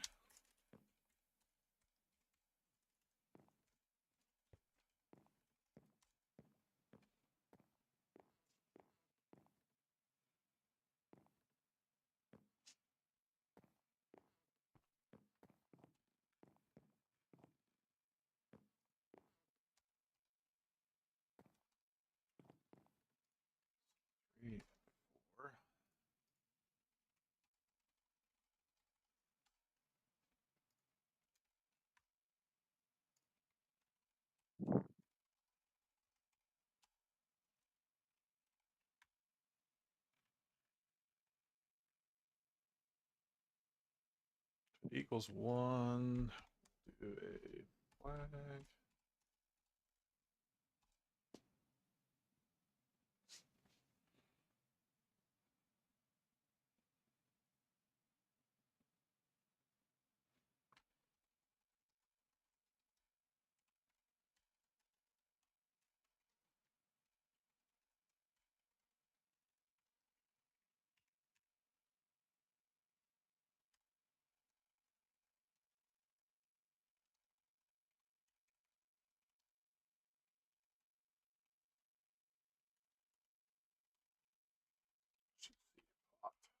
Base.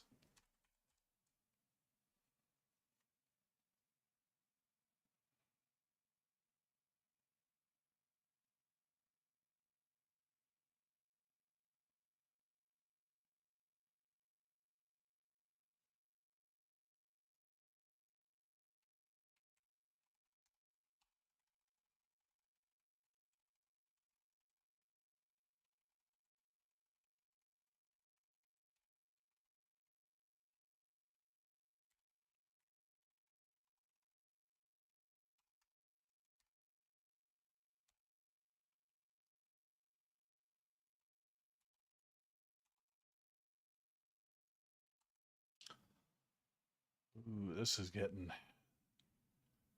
really complex. Oh boy. Is it more complex than the math button?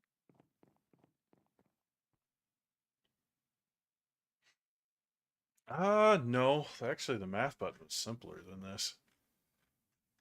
So I guess the answer to your question would be yes then.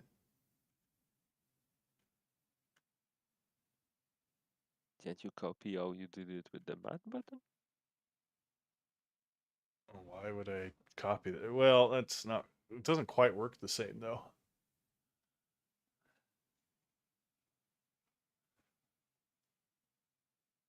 Because right now I'm working on basically the comparison. So if the values match on the number one, I have to check where the player's at with their clicks. So if they are in the first click or the second click, if they're on the second click, it has to run a calculation to see if the two locations had matched.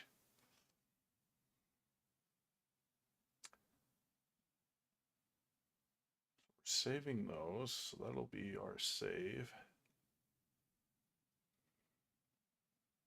Yeah, can't you just temporary,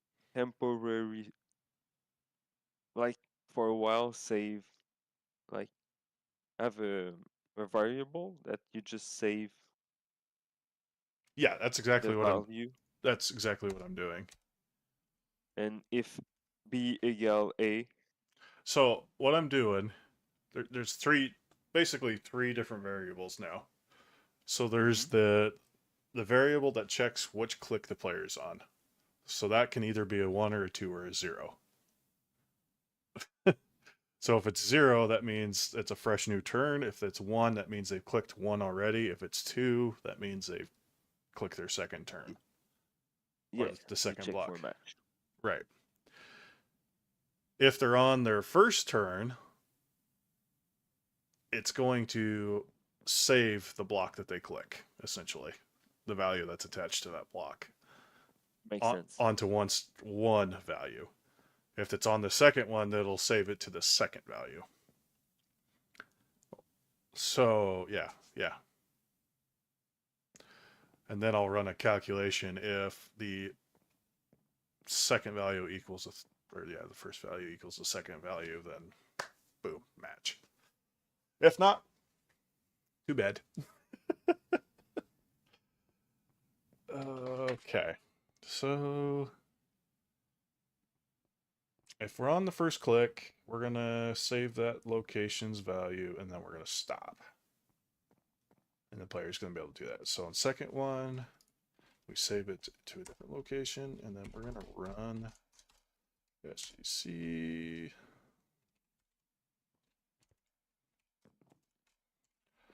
And actually, that needs to be pot click. Pot check.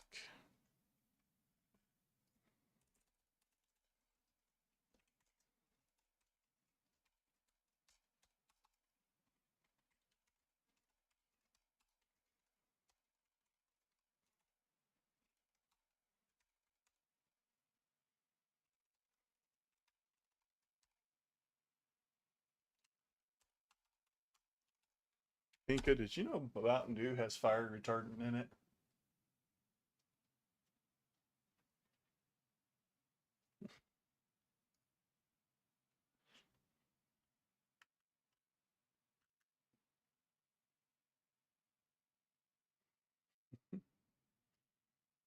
You mean water? No. Nope. It's got something like propylene glycol in it, which is used in fire retardants, among other things. Aircraft de-icing fluid, it's in toothpaste, deodorants, shampoo. Just a. Is it a i- is it a fancy word for something not that bad? Well, no, let's ask California. I mean, I know what California's gonna say.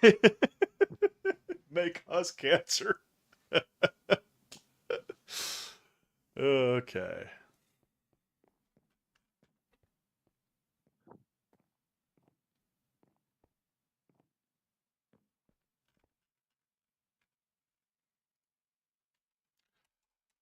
So if server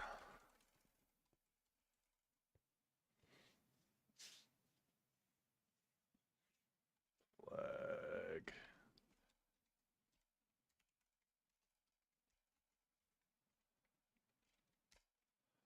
you know what? Let's make this easy to read. Let's do define. You've opened the blog game? Huh? Oh, the block The one? No, I haven't opened it yet. And it's what funny is too it? because all I have left to do is add how to activate it with tokens and the pricing, and that's it. It would take me probably 20 minutes of work and it would be done. Oh, but asking what Acid was asking. That's Oh, what oh, he yeah. was talking about playing it once per day. That's where I was confused. Is he talking about the daily spin? Maybe. Oh, Clifford. Is this new minigame one per day, or can you use it if you have enough tokens? If you're talking about the block matching, Clifford, and I'm assuming you're probably in um, the stream, then you know it'll be for tokens. You'll be able to play it whenever. It's not going to be free if that's what you're asking. Okay, SGC pot stat. It's too easy to be free. Yeah, it's also not going to be a high yield game either. Pot.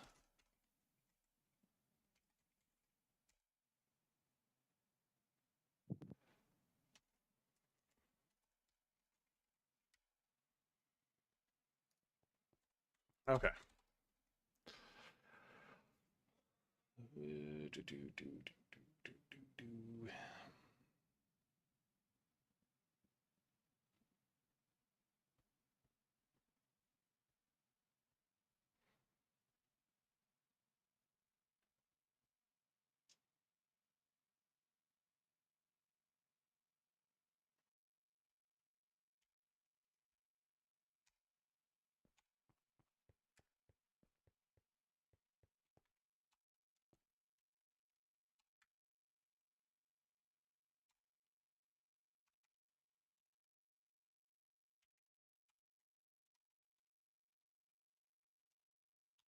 Oh my lord. The logic for the matching is going to be a little bit funky.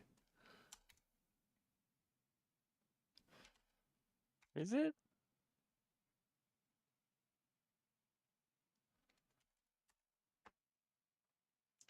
Okay.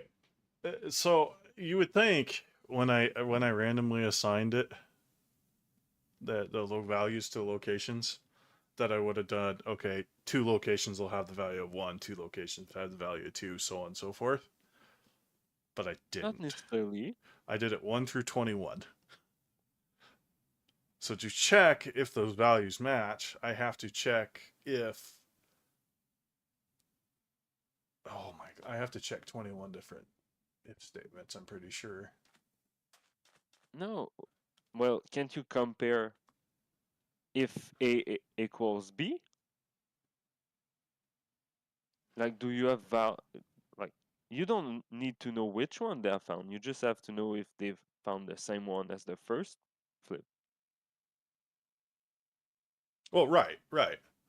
So if they click one and one happens to be, we'll call that one A, right? No, no. The, it, if they found, let's say, they flipped the first one, and they found you gave them number from 1 to 21, Right. right? Yep. And let's say they reverse 18. Mm-hmm. Well, A equals 18. Yep. And then they flip B, Uh-huh. and then they get 20. Uh-huh. And if A equals B, you make B equals 20. And if A equals B,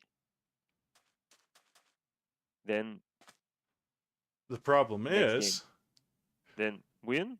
If else, next turn. No? the problem is we assign there's 21 different locations though with 21 different values. So now Why locations? it's Is it location or type of card?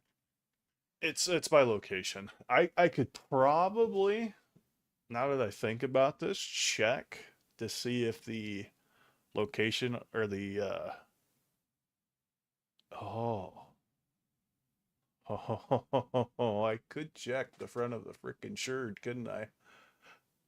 Yep. Rather than checking if because that would be a simple check. If the front of the vase or pottery has this shirt and it matches this one, then it's a match. And if not, pass it on, and I wouldn't have to write in all the values. Oh, did somebody mention me in game? Did they?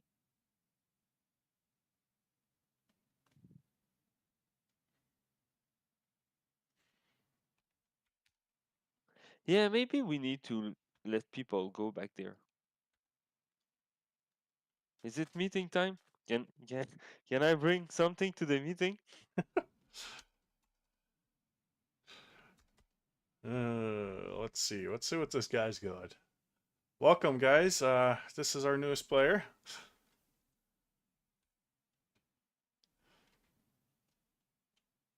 He's staring at some wheat. He's also a duck with a hat and a Shalik? microphone. Jilik. Jalik?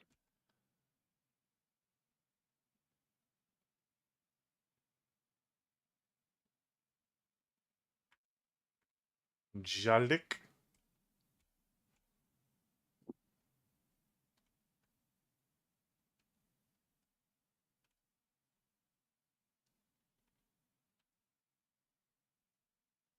Should they be able to go back and help new player? Oh, into the new player area? No. That's not how it's designed, fundamentally.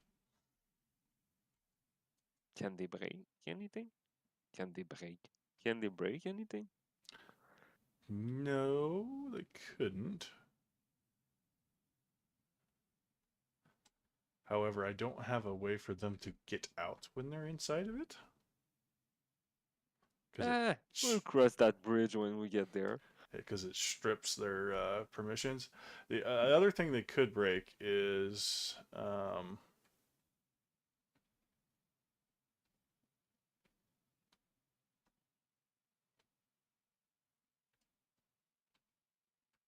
follow us. Interesting.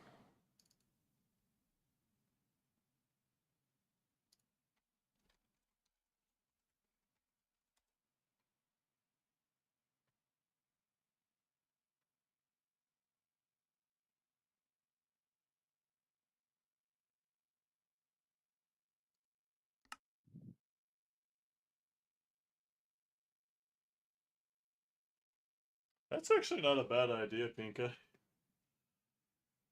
He said put a /YouTube command in for the link to the Spinalcraft's YouTube. Oh, we need a tutorial.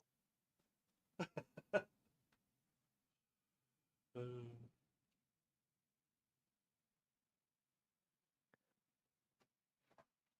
this is a little bit of a diversion from the usual content, but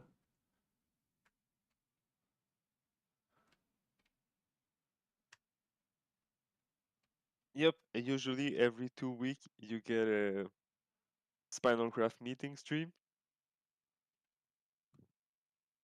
Is that a thing now?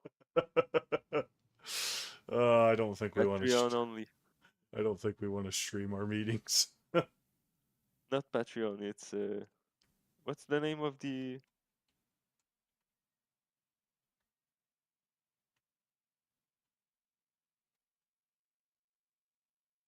Oh, he's wearing a McDonald's hat. McDonald hat? Yeah. Look at his. What's Look a at his. McDonald hat? Look at his. You know what McDonald's is, right? Yeah, but it's a hamburger place, not a hat place. Yeah, but they have the gall. Why is it silent? Why is what silent?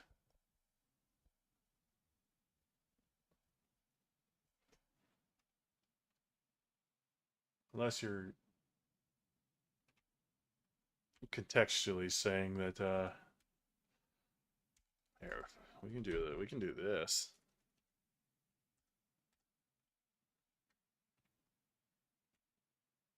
What? What are you talking about, Light? I'm so confused.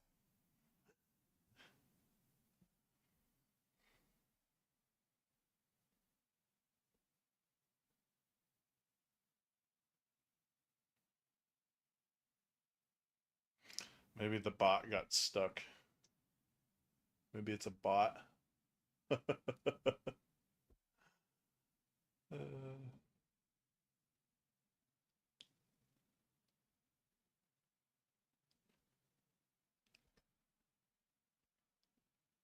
do do do do do do do do do do do do do do do.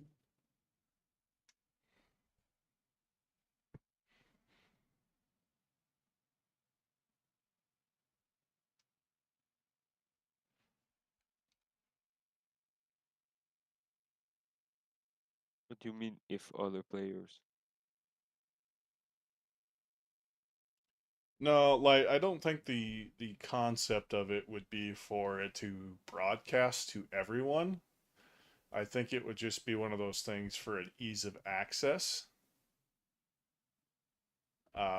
So any player could try /YouTube and it just displays the link to the actual YouTube channel rather than. Nah, I think you've noticed that I don't like to broadcast and advertise and spam chat, and that would just do exactly that. Yes, I agree with you that the passive reminders do help, but it also. Well, I suppose we could do a toast, right? Huh, that'd be. Oh, our friend left. Okay, go back now. I never got to see the hat.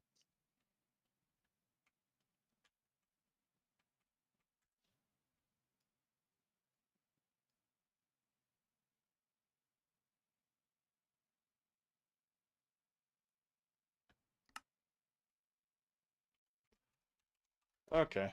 That's that's why I never welcome them until they Pat, properly log on the server. You right? get attached. You get attached too close.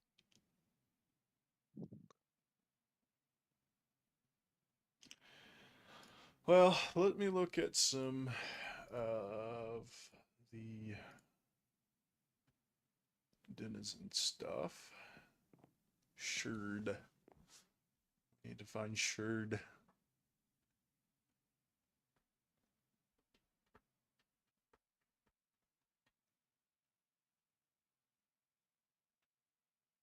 Returns the decorated pot sherds as a map of its sides.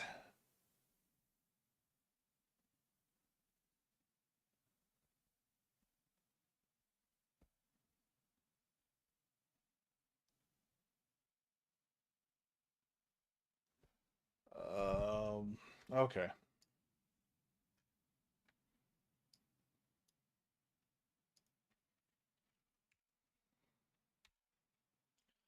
So I'm going to have to learn how to do something a little new here.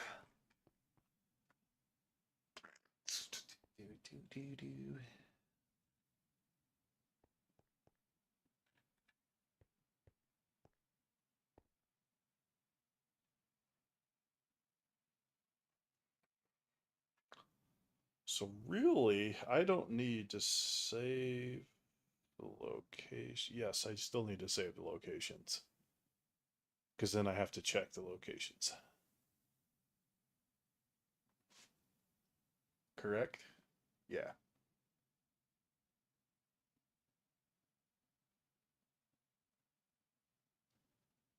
Um,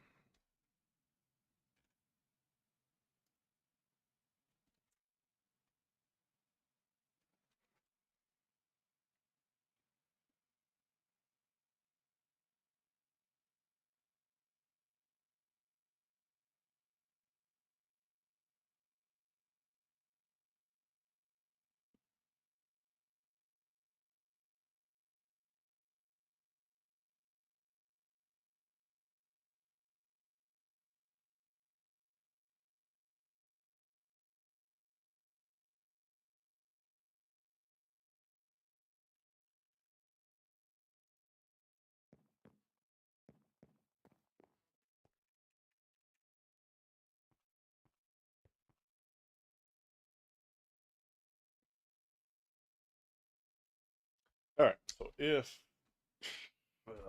cuboid.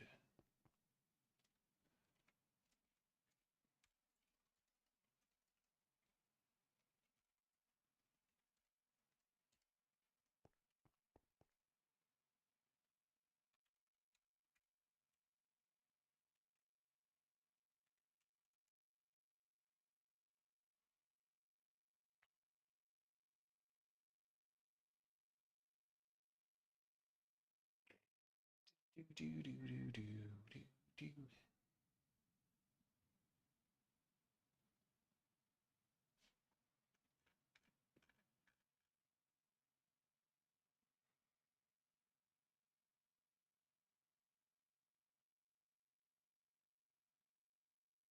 Hmm. I'll be right back. I need to charge my phone. Okay.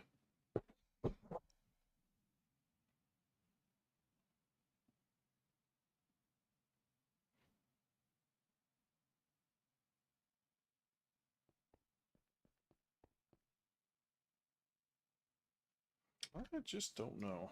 Top of my head.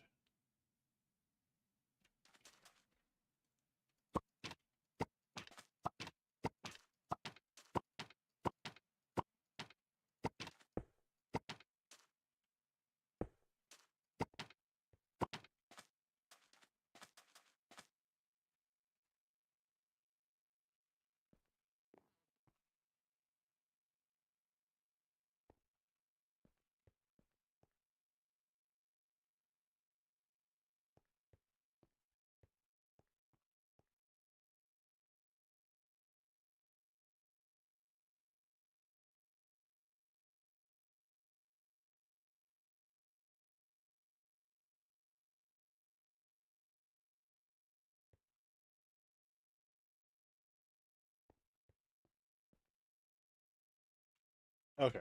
So we'll just do an if statement. So if let's do it for each cuboid SGC. So inside that pottery, we're gonna find. We're gonna do blocks flagged. That's SGC pottery base. we'll do that as location.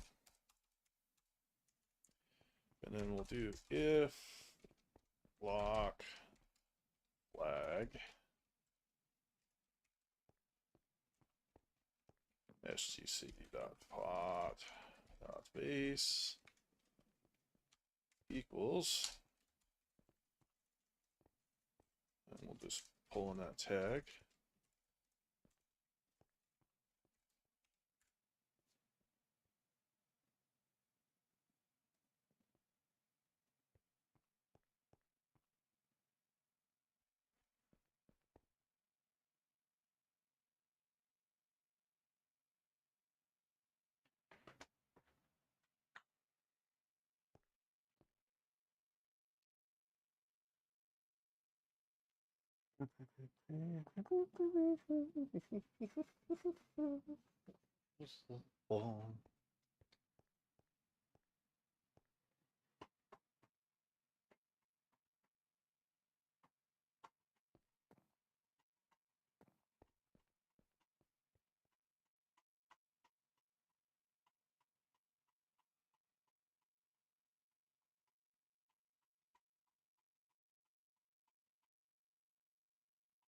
Hey, I'm back. Okay, I'm back too. Not that I Oh, left. you were gone? Nope.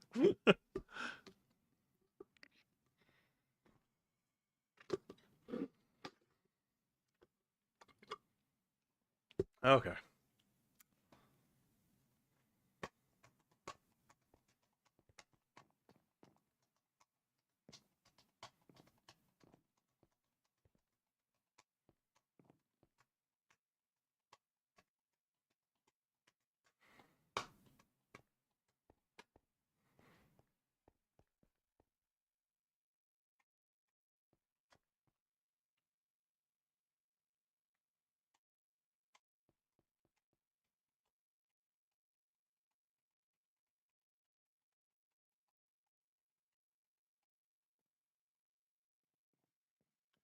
Oh, I'm getting a little trying to figure out how to pull the sherd off of it.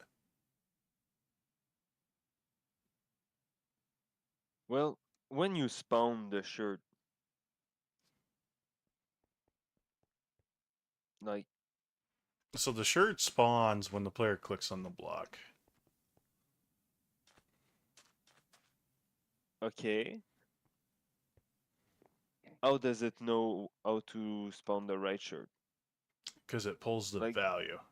So it checks if the location has a value. So for okay, example, with the plenty sherd, it will check if that location has a value of 1 or if it has a value of 2. Because 1 and 2 both equals plenty sherd, essentially. I'm not sure I follow. Because we have 21 values, right? Because we have 21 locations. Yeah, So to get 2 places to have 1 sherd, I have to have pull two locations essentially. So how I did it is I'm pulling 1 and 2, and both of those locations will if you click on either or of those locations, it will show the plenty pottery sherd.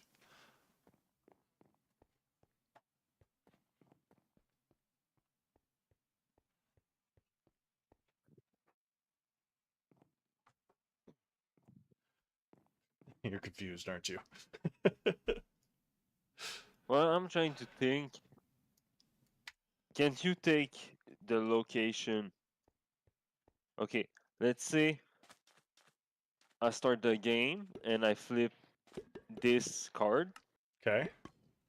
Can't you save this location as A? Oh yeah, yeah, and that's what I'm doing. Oh yeah, but then you have to. Yeah, that's why you. What? Can't can't you store? You need to store the value 21. Like each location should store the the card it is. You need to say yeah. You need to go. Hmm. You know what I mean? Okay. That would actually probably simplify how I'm switching them too. You're right. So in my randomized run,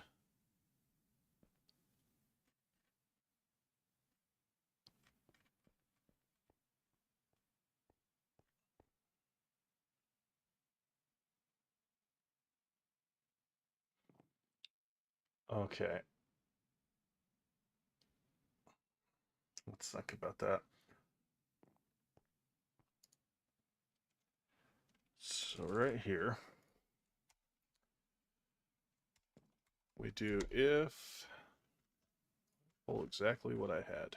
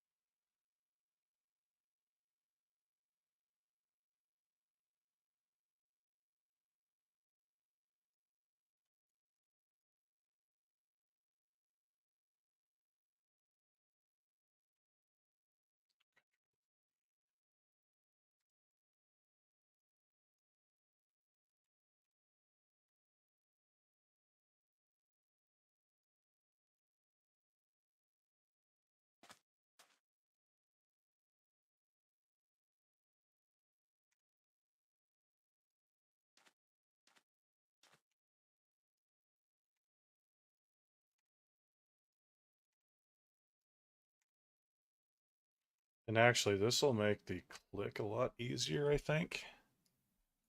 So rather than running through all of the if statements every time they click, all of these statements for the correct, yeah, okay. Yeah. You have an array or whatever that stores the value of the card, and Before, yeah, during the randomize. yeah, and then you temporarily save like each value as the first card, then the value as the second card. You compare those two. Bada bing, bada boom. Okay, so rather than doing an adjust, we are going to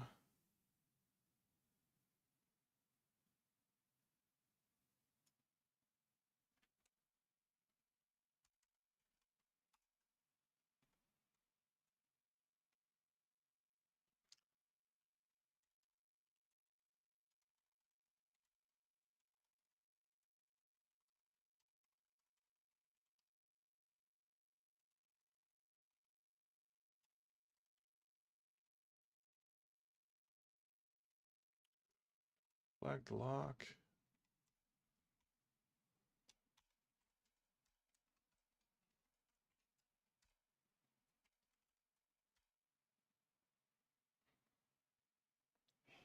So I'll just flag the location with, yeah, okay.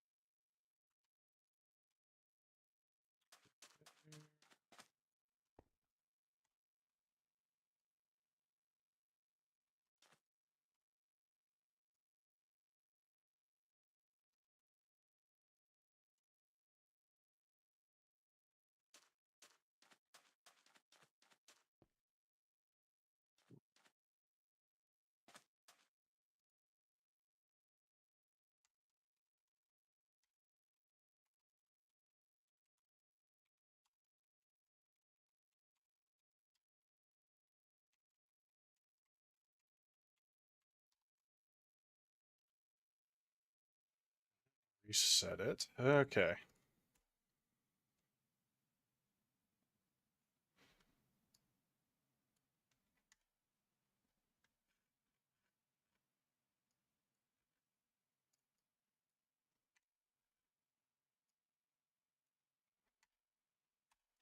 So, after player right clicks a pottery vase, we need to adjust context location.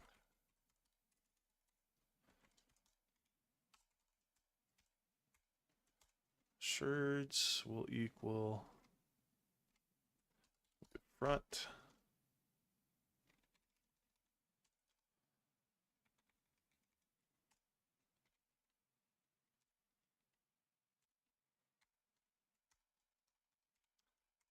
Location.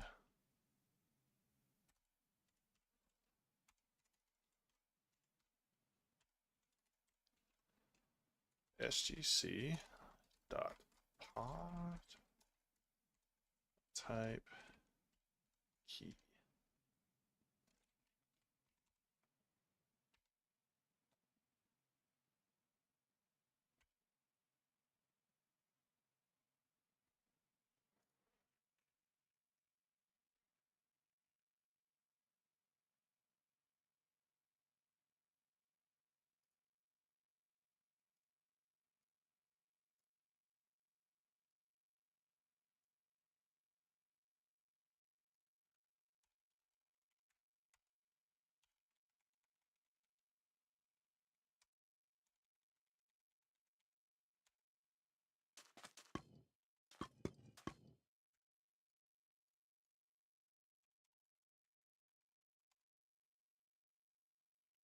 Oh, we just threw the mother of all commands.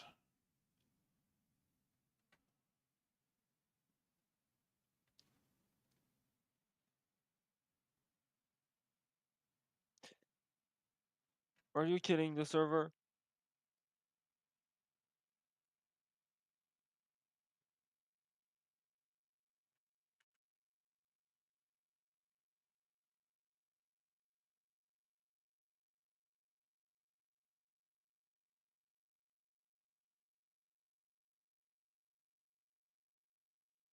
I'm not, no. Why? Just wondering. Oh, I need to be Peter.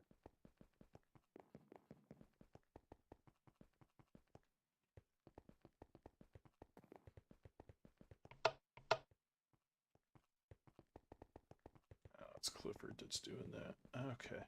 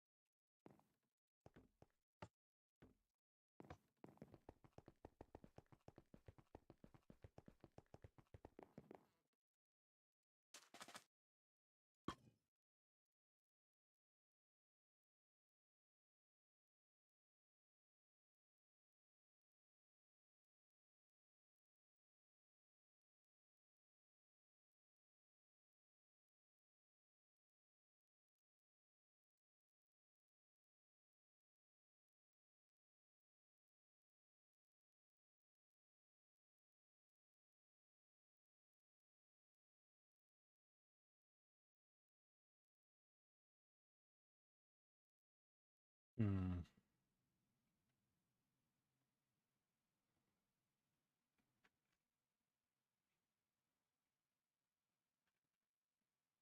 Deep in thought. Yeah, trying to decide, determine why that's not working like I want it to.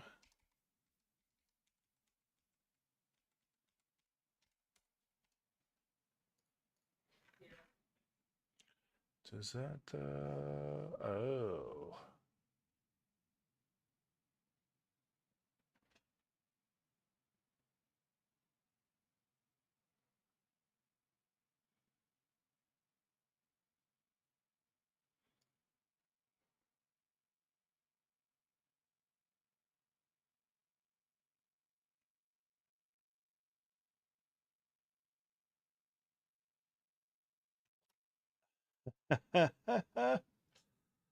I see. I messed up. That's why.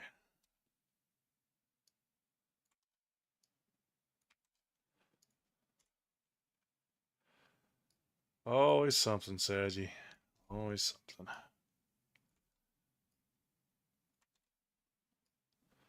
Yeah, I know, dude. This fucking randomizer Preach. Preach.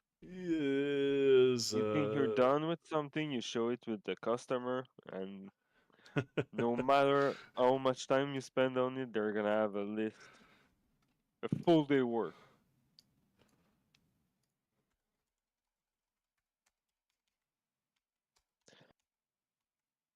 You know, I have a theory that's why there's early access everywhere nowadays. Oh yeah. Exactly why.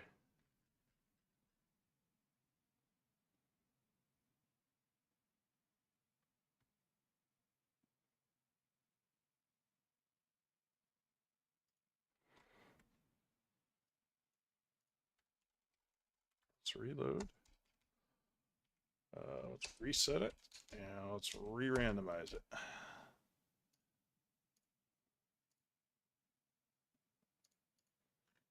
And there is error codes for miles. Oh, okay.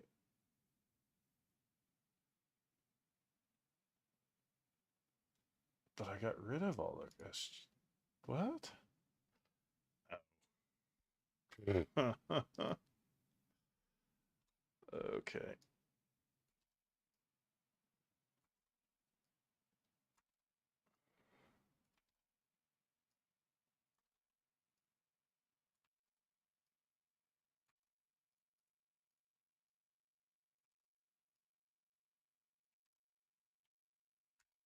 Okay. So we save that, move that over. Still probably isn't right, but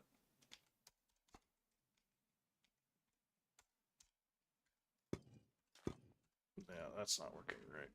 Okay.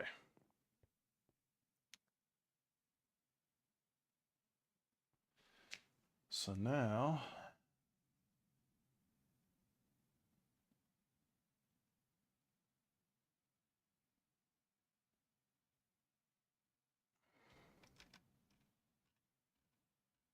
still seeing it.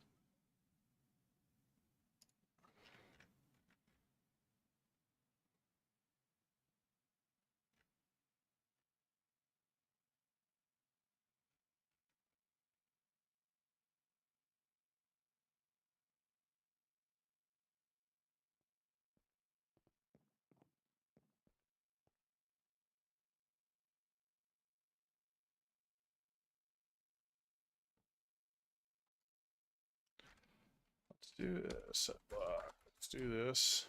And it will EX aggregate.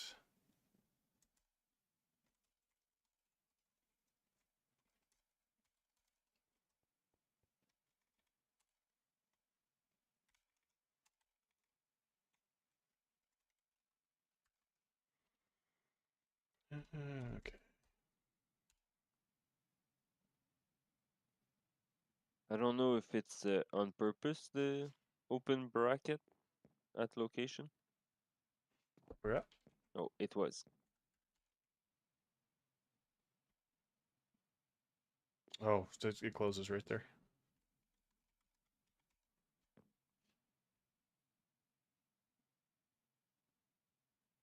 I'm just seeing if it actually is. So SUC map, value map, pot map, but it does not have a type.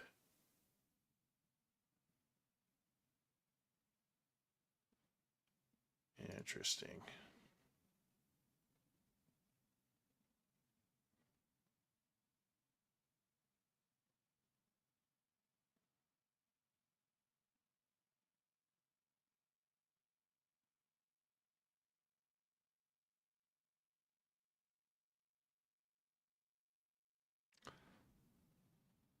I wonder.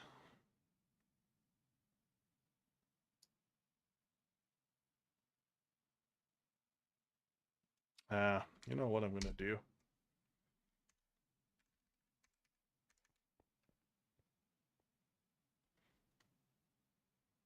No, you're so spontaneous. Let's do.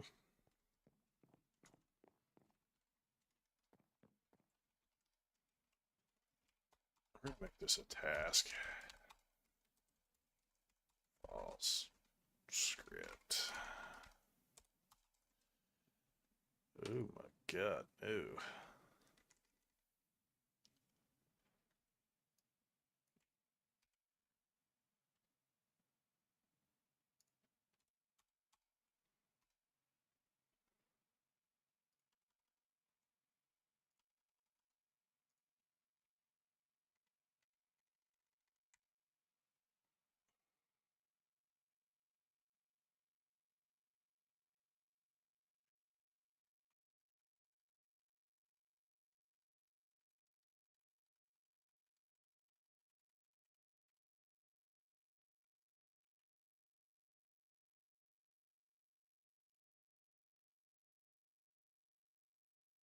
Can you hear that? What's that? Okay, you can hear that. Uh-uh. My laundry machine. Nope. I think it's gonna die, man.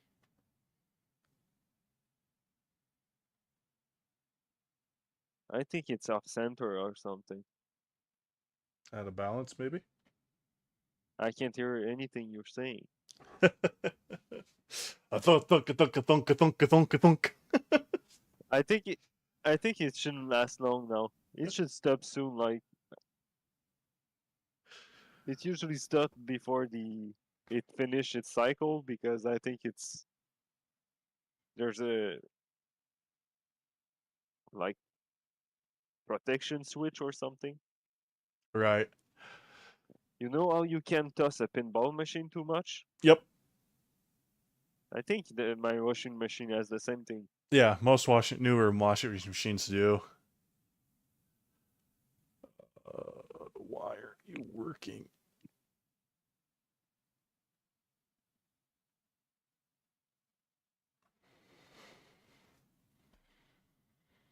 Yep. Oh, no, it's still fine.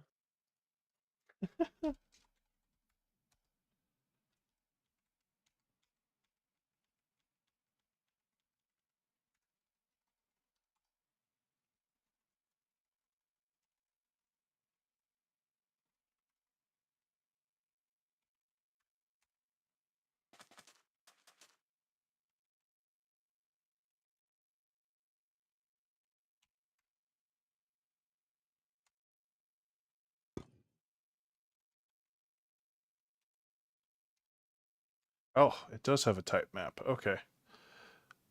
Oh, hey. That actually. Son of a gun. It works.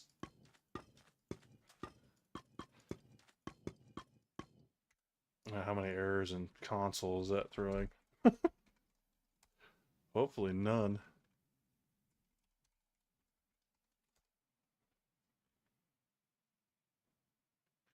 Absolutely none at all. Perfect. Okay. So we got the randomizer working. Now, when a player clicks, we don't need the pot check anymore. Let's do that. We can just check it on click.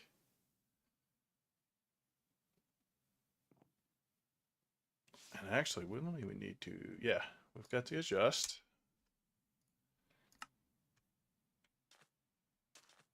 So when a player clicks,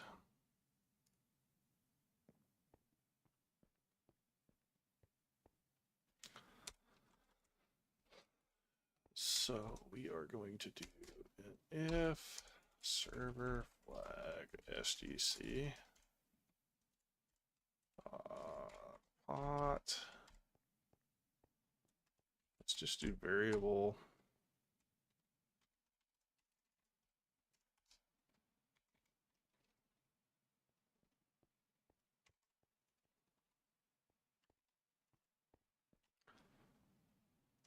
Well, we could just do this. Let's just do flag server sgc dot pot dot variable.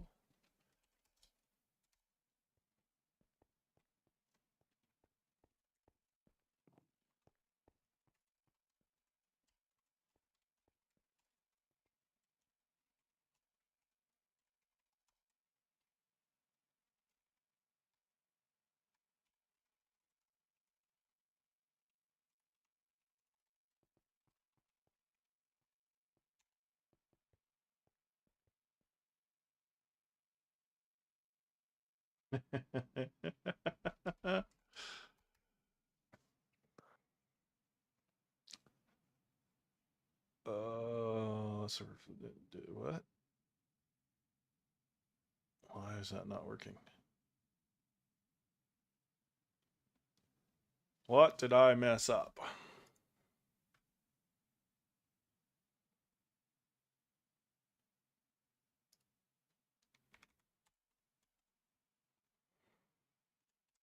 Oh, server.flag.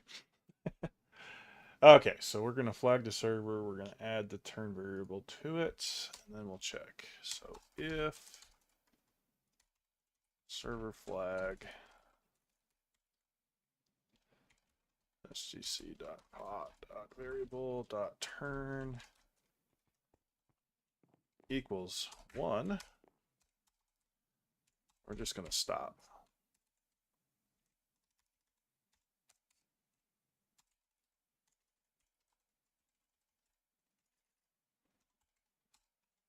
We'll do a flag the server with an sgc.pot variable.type 1.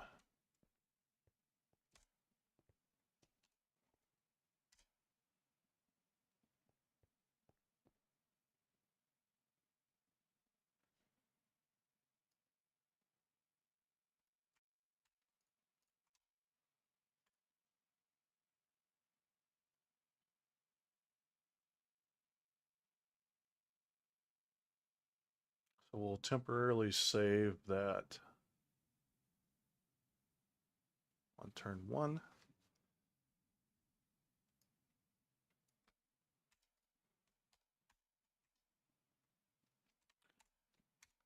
If that's 2. Actually, what we need to do, well, I'm still thinking about it. Go up to the reset.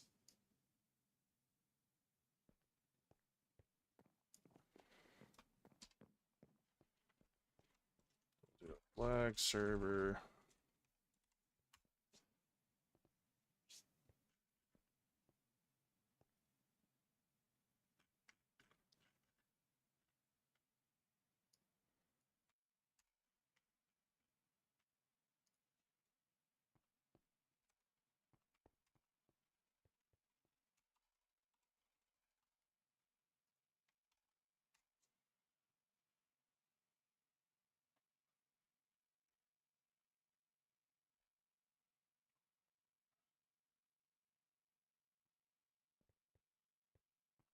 It equals 2.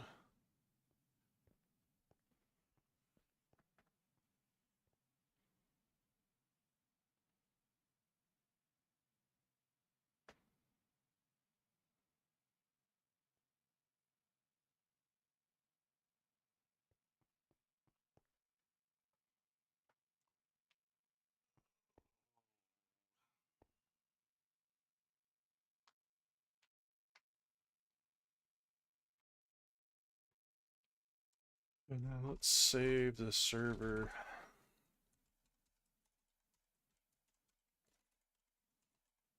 There's a variable there. We need lock one as well.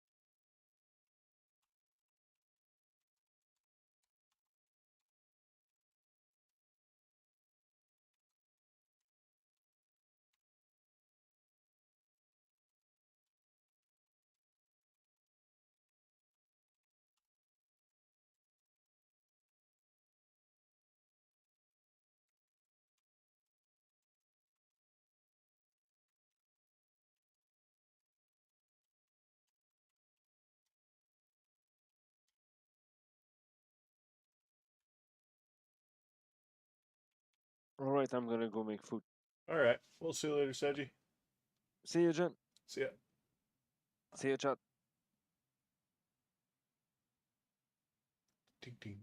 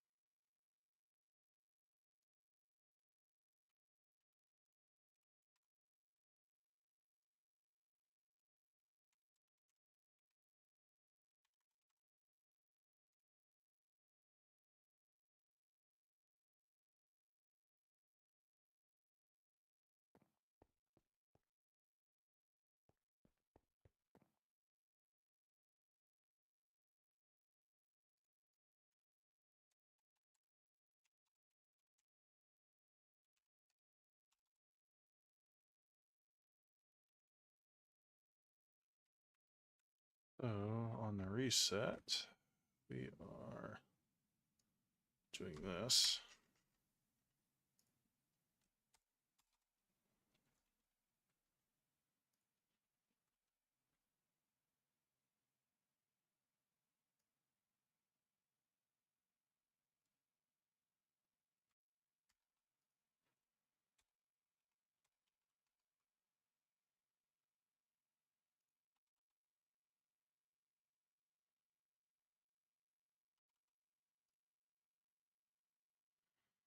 So if it equals 2, we stop the event on 1. If this 2, then we'll also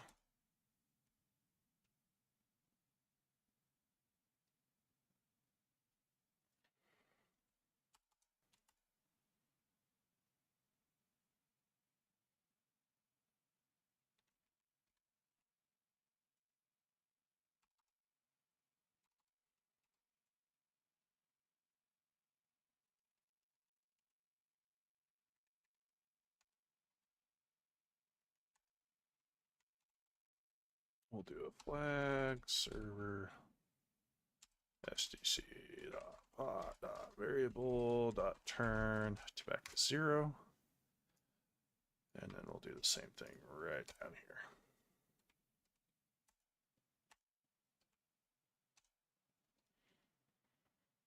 here. Okay.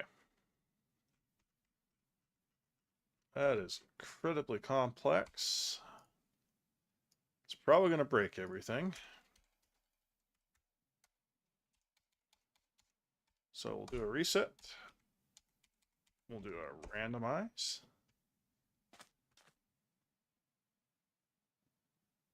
And we're going to click and click.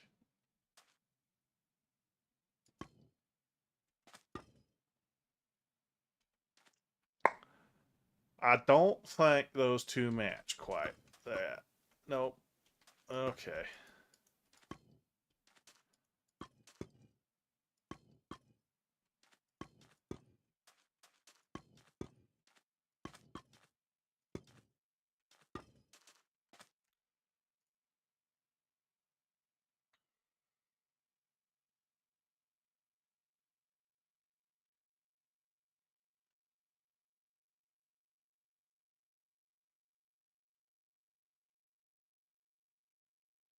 Got those manually plugged in. So why exactly are we having an issue now?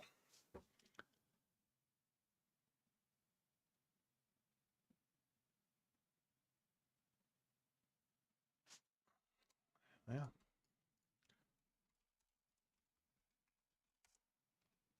Error. NQ. Invalid definition name lock.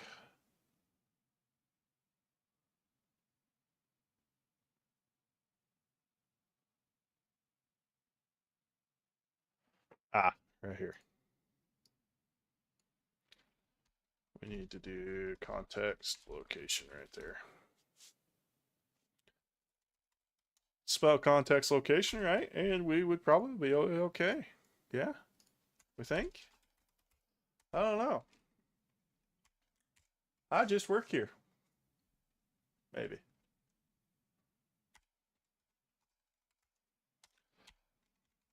All right, we'll reset that once again. We will re-randomize it. And then we're going to click. Okay, so we got a friend. I did not get a chance to see what that was, but it was apparently wrong.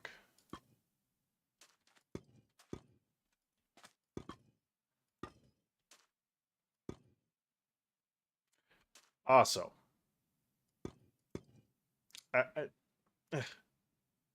what?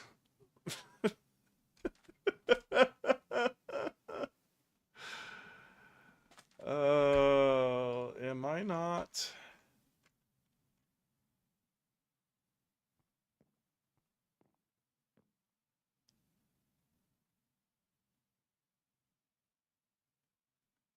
Oh yeah, I'm definitely flagging it. You know, we could just do a cuboid SDC. Let's do type, no, POT. Stopped.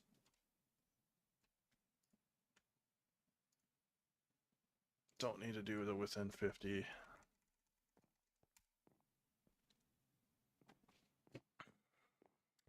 And we're going to flag those without the pot types.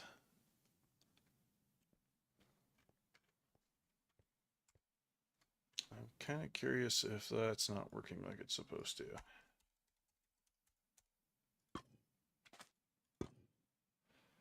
Yeah, dog does not. Do those two match? Yeah, those two matches. Let's see what the problem is here. So what we'll do is we'll do a narrate. And then we will do location. And we'll do that. World. For whatever reason, we have to put commas in there, but that's fine. Flag, and we'll do map. Okay. So we can see that it has a flag of SGC, it has a flag of pot, which is what we expect.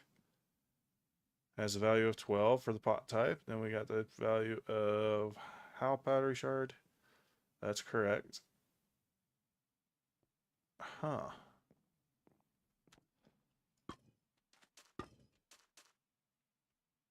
I would not expect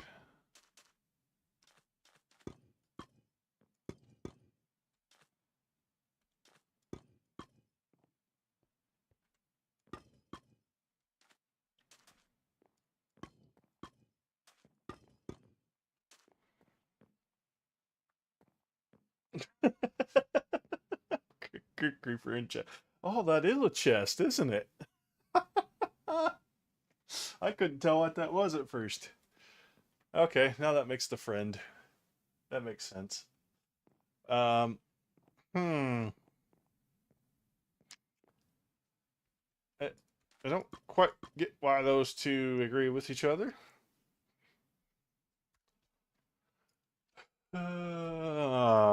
Why would those agree with each other?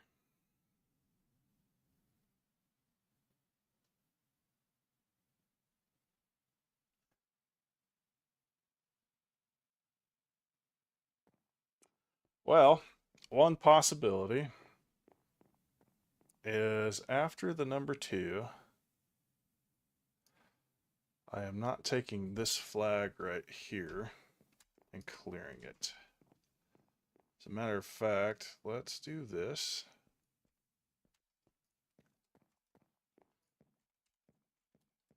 Let's clear those out. So if that fails,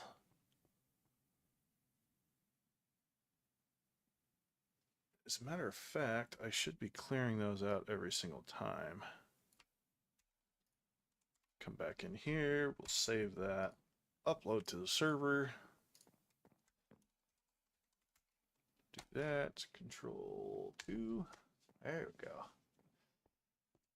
Let's do a reset and then a randomize. So we'll do that. Now,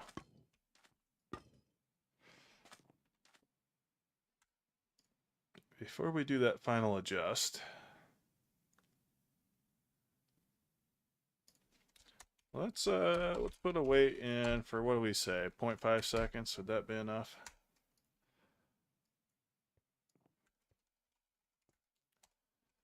So now, okay. Is that still too quick? What do we think, chat?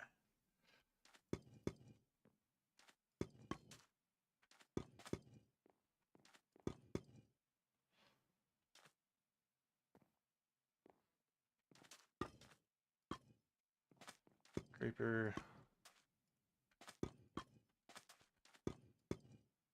Oh, hey! Skull equals skull, guys. Oh, heart equals heart. Look at that. Yeah. Fire. Chest. That's apparently a wheat bundle tied together. It kind of looks like an exploding volcano to me, but we'll go with it. Oh, boom. Look at that. Okay. Yeah. This, oh. So, for chat's sake, just so we know, a little inside knowledge, the heartbreak symbol here is a wild card or foreign or abstract. Basically, it will not match any other card that's in the system. So, creeper, fire, dog. Wasn't there a fire up over here? What was that one? That one? Yeah. Hands up. Okay, fire was down here. Dog, wasn't that up here? No. Chest down there. Hands up. Nope. Dog. Dog? Where the hell's dog? Right there. Creeper. Oh, shit. See, I need to prevent that from happening. There we go.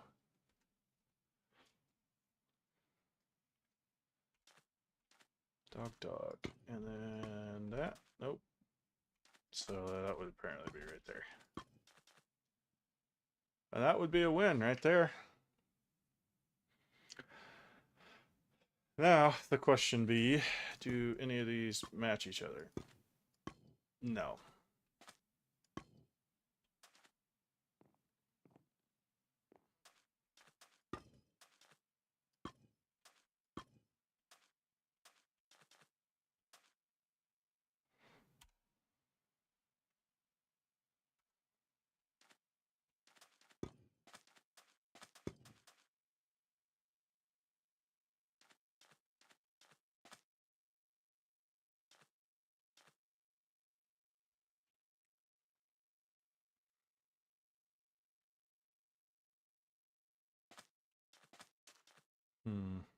Okay. So, we'll open this back up.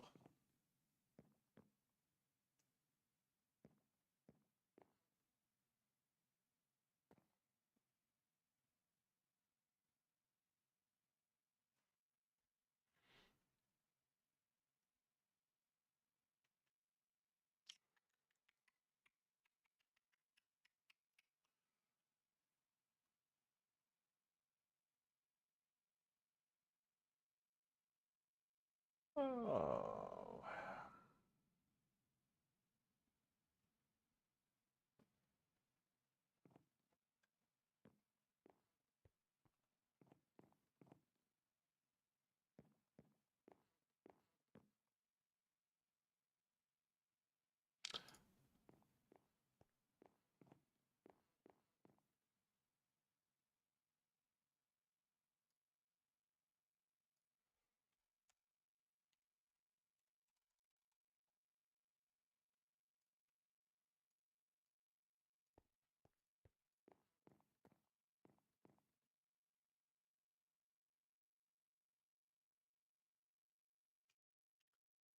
So, if the player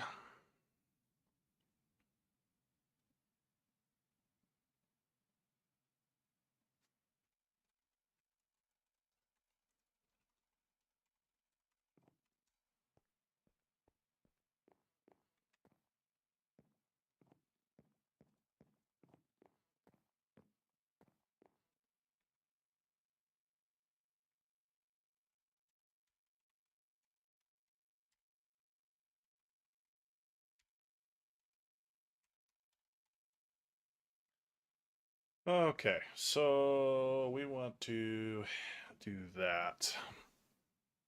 And then what we can do right up here is do an if context location has flag. So we're checking to see if it has that. So it would be that SGC pottery dot variable And then we're looking for clicked. We are going to narrate, and actually, let's do an action bar. Action bar targets.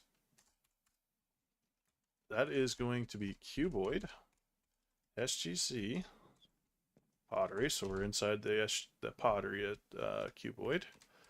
We're going to get the players. And then we're just going to do get one because we only want one of the players. And then we're going to say with a little bit of flair. So we'll do gold. We'll do bold. And then we have our SGC. And we'll do just a gray. Actually, let's do red.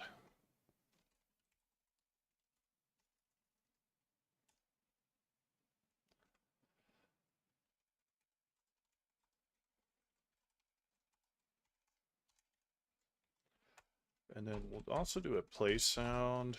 We'll do,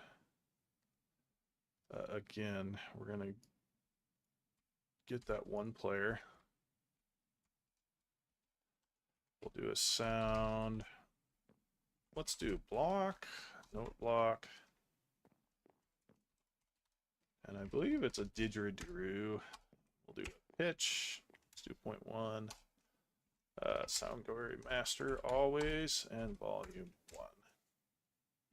So what that should do is if that location has already been clicked, it's going to go, eh. You can't do that.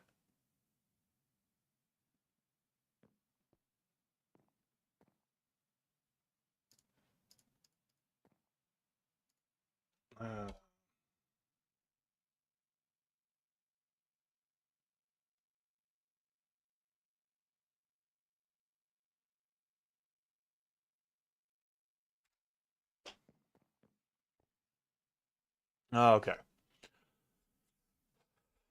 So we're flagging it there. On number 2,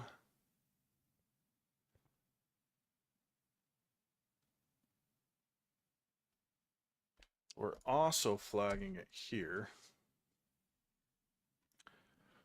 On the else statement, we need to do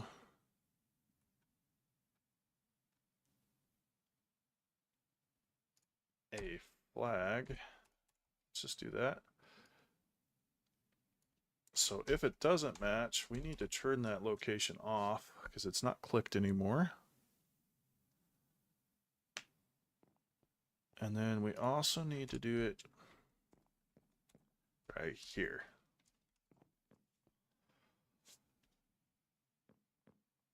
So that'll clear out the flag that it's been clicked on both sides. Right there. And then what we are also going to do is pull this up all the way up here into the reset. And then on the reset, that should get rid of any clicked icons as well. Okay. The other thing we said in chat was that we think the flipping is a little bit too fast. So let's increase that to 1 second. We'll try that out. That should double the amount of time that we had. We'll reload. I'll shut that off for you guys. Did that already. We're going to reset. And now.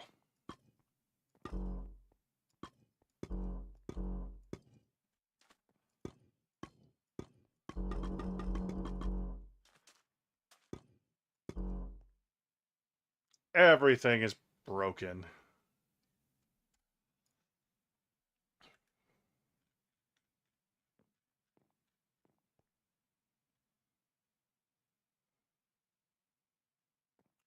And you know what? That needs to be a stop anyway. Okay.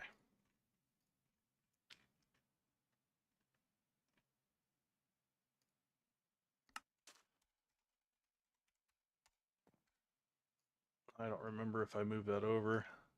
Saved at least? Yeah. Okay. Reload. Let's do a reset. Okay. Then we'll do a randomize. Okay, so we got that clicked.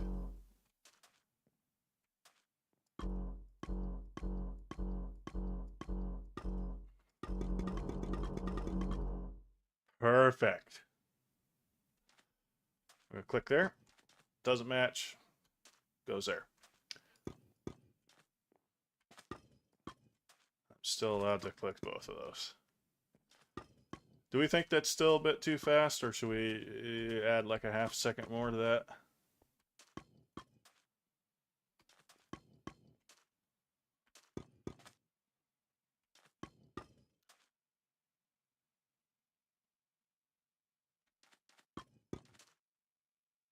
Pinka, are you still there? It's good? You think that's good?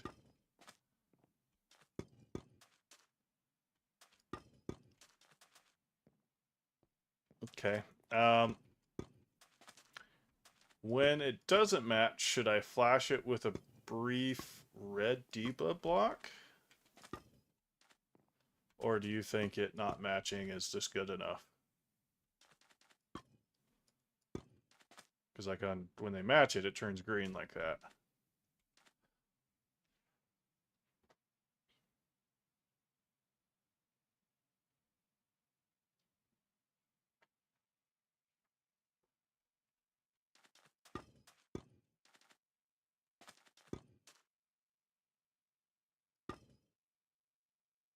Make it red when they don't. Okay. And of course, I'll also add some sound to it later down the road too, but that's usually not in the first pass of doing stuff. All right. So on not match, we said that we want to add a debug block to the location. We're going to make it red. We'll do the same as the weight.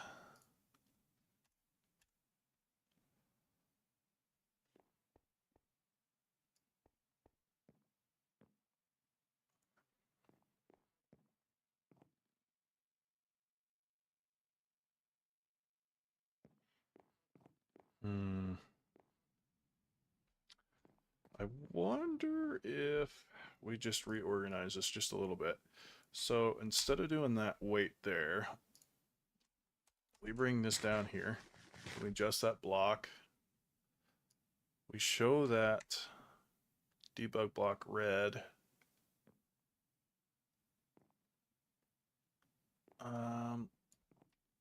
Before we do that, let's go all the way down here.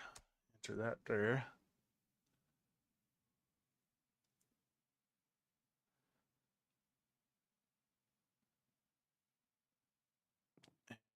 And let's copy this again.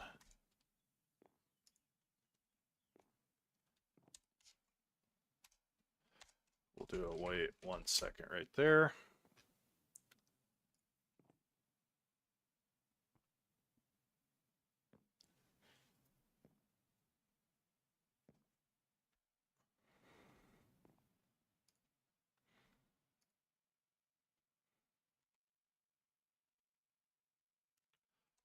And then we need to tell it that the for each can stop once it finds that first one. Okay.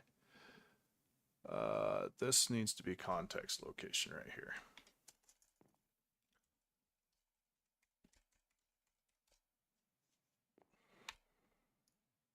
Get rid of that. Get rid of that. Beautiful. That's a lot of crap on one click.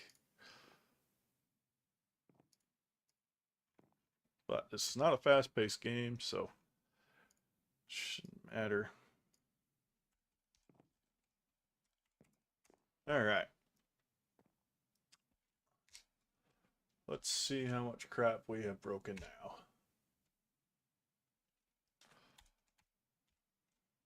Reset. We will re-randomize.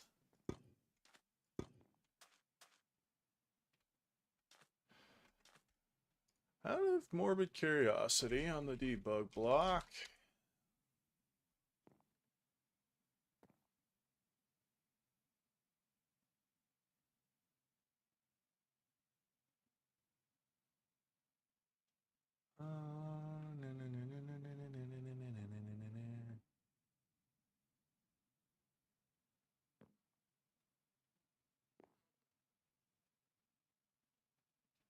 Well, I could do.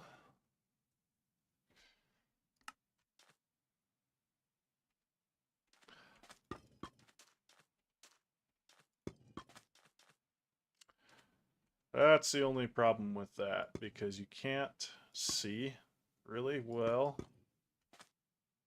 with that red.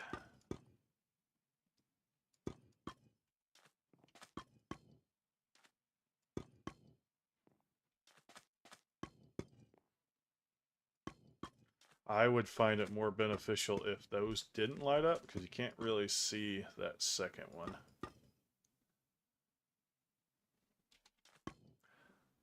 Hey Philip, how are you doing today?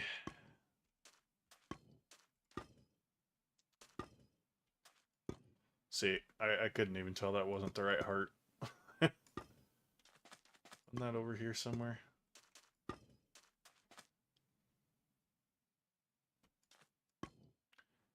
Ah, okay.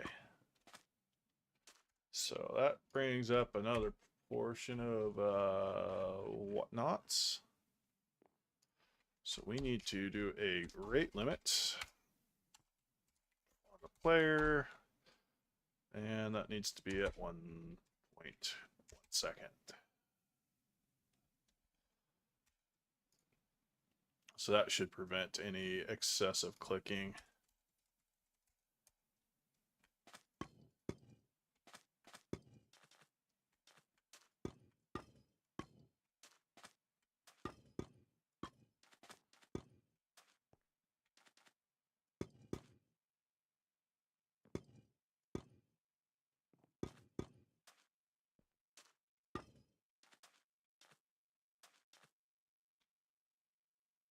Hmm.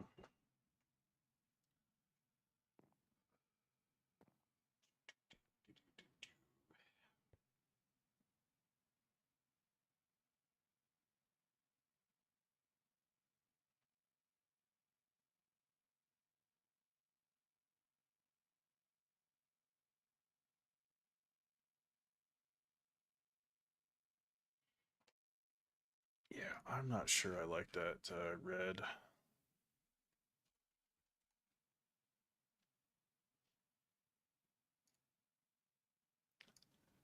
Let's get rid of that debug block there.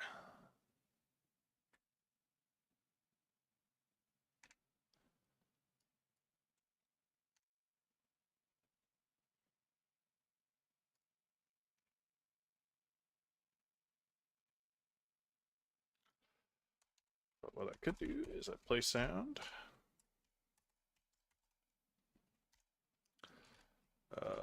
Again, we just do this. Cuboid players get one.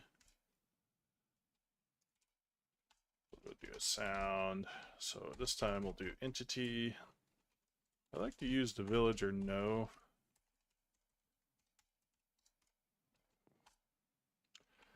Let's turn the pitch all the way up to 2, volume 1, and then we'll put that on the sound category of master. Hip. Master. Okay. And then what we could do, just as a contextual thing, is we'll put there. Maybe we just do it like a dark red here. Keep it out of chat.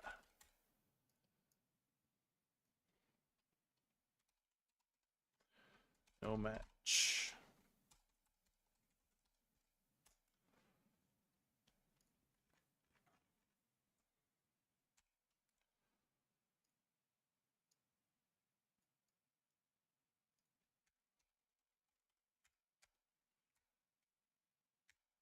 Okay.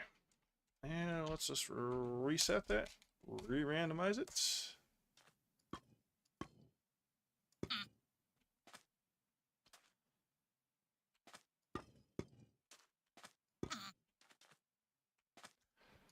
I don't know if I like that rate limit on there.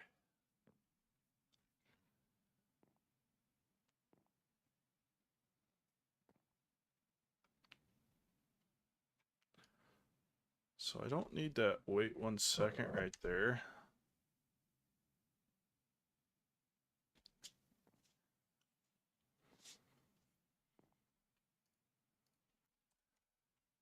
Could just do it right here. So then it'll run everything.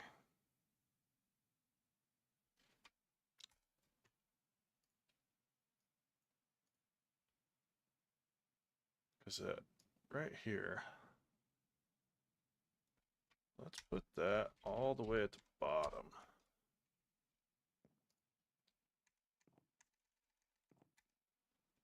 Yeah, just like that.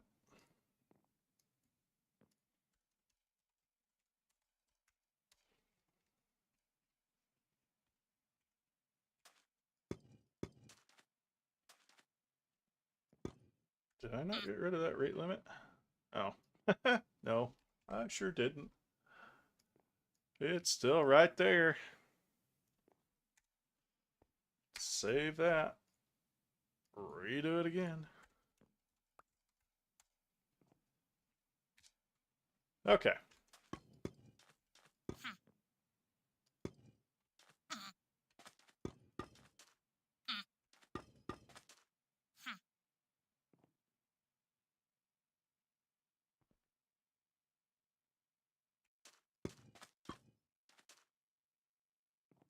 Okay. So on the click,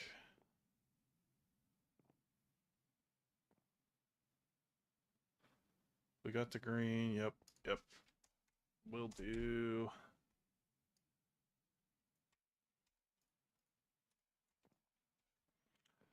Maybe a dark green right in here. And then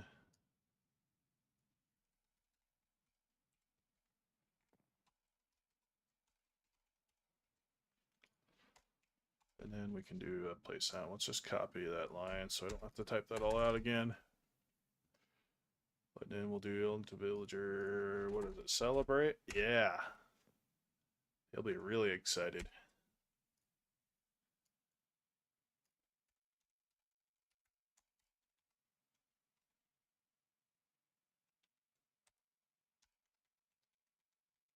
I don't remember if I reloaded, but whatever.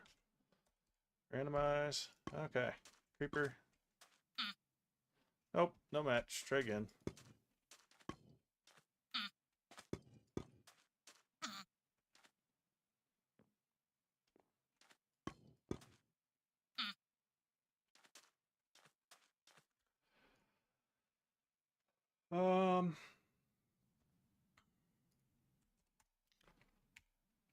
What we'll do,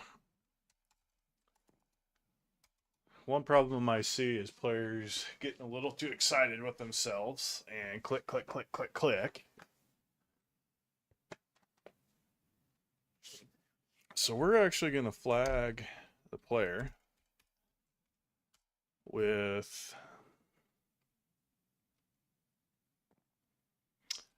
SGC hot dot end click. And then what I'll do is I will check right up here. So we'll do a play if player has flag. SGC dot hot dot end click. We are going to do another one of these right here.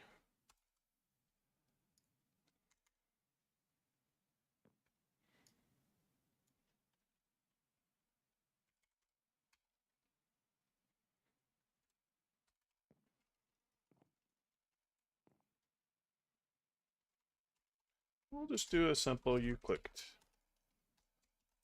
too fast. And we'll do a slow down. And if I was really funny, I would do Pinka right in there. That way, if Pink is the one doing it, we just automatically blame assign blame.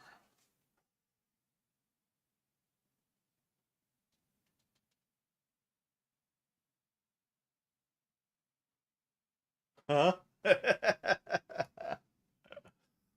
Okay. And then we'll do this little didgeridoo sound again. And then again, we'll stop it right there. And if not,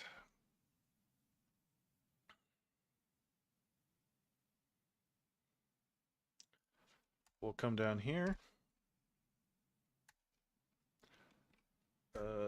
We will flag player. Which this doesn't really have to be the specific player, but hold my kit. That doesn't matter. It can be the server, it can be the player. I know you don't. And that's probably a good thing.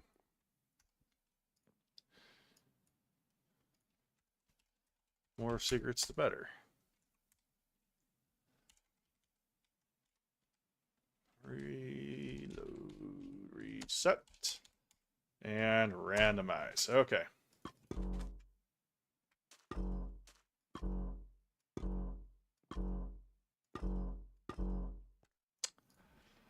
Okay. Well.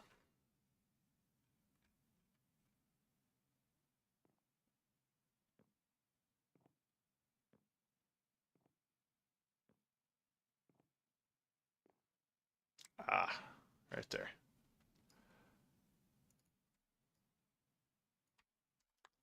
So basically, anywhere that I have a stop, I need to in-click that flag. Sorry, I keep forgetting to turn that on for you guys. So that stops before each. Okay. Other than those two, we don't care about those two. So we're not flagging the player till right there.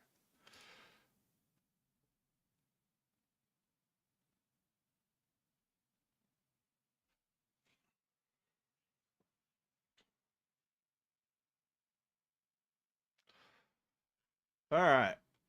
So that should save it. We also probably want to, and this is why I hesitate to do the player here. Maybe they just do server as flag. Let's just do server.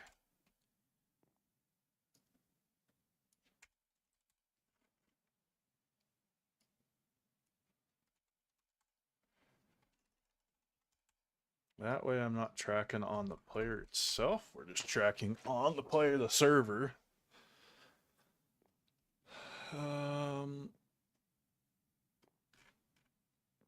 If server has in click, yeah, okay.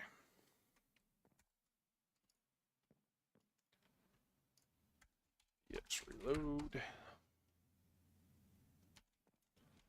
Reset. Re-randomize it. Fade that out.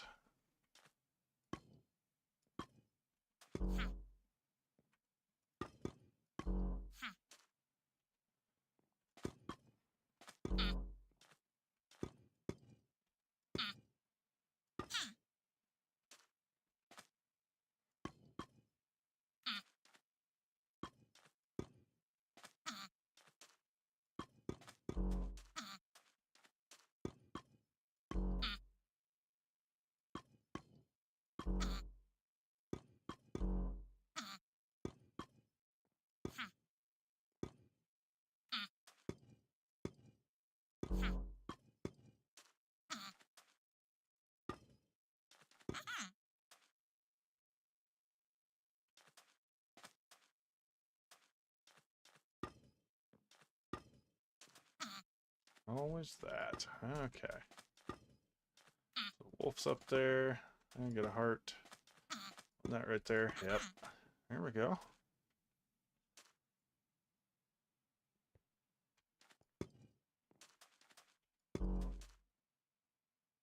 Oh, yeah, I guess it has. Okay, skull. Yeah, right there. Creeper. Skull right there. Yeah.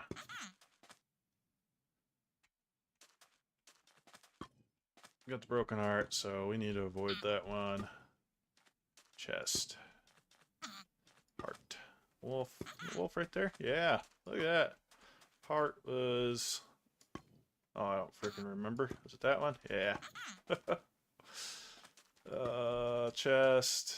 It's over here. Guy.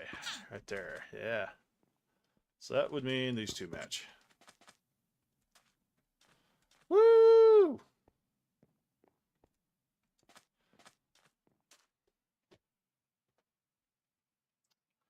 That is great.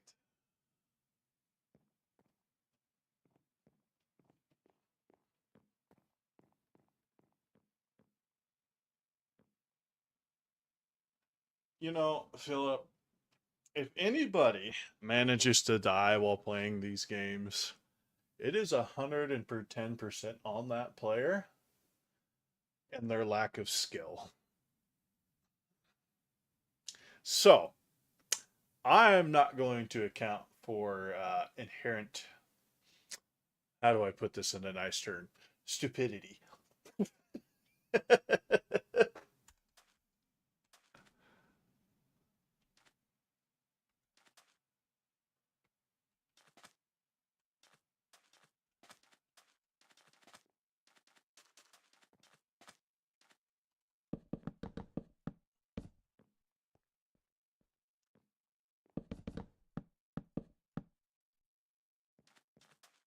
Okay. So, now,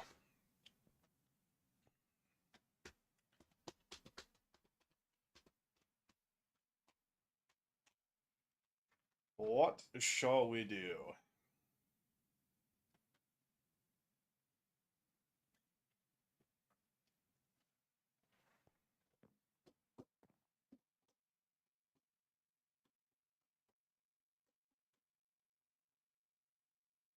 Hey, Ballin. Glad of you to join. Ah, we take it a little bit at a time here. Let's see. So, what we can do is we'll come back here. We've got our reset. So we're going to do what we call our token check. And to do that, I'm going to control B over here. We're going to go into blackjack. And we're going to take our token check right from there. Because I'm lazy and I've already written this 100 different times. So, let me do this to the pot. Oh, you spent, yep. Boop, boop, boop, boop. No, we don't care about that. We need to look at that one, and that one. Place on player, yep. Sweet.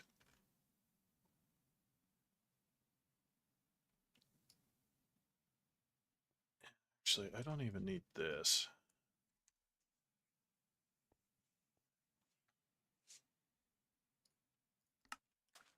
So what we'll do is we will put that there. Powdered. Let's go like a dark gray. Oh, well, that was kind of stupid. Let's do light gray.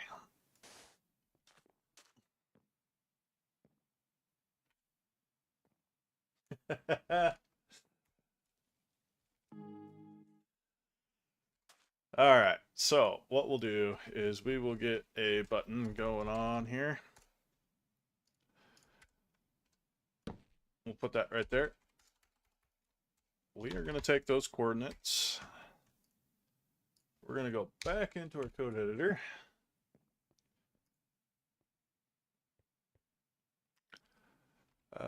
We are going to modify right here.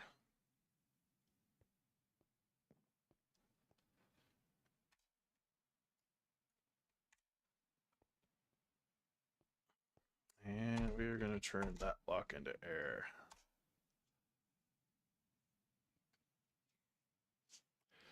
So this needs to be SGC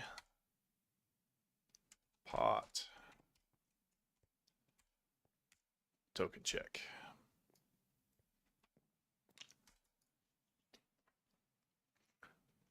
And we'll just leave the code there. Do not have enough start. Yep, cool. And we'll correct a couple things here.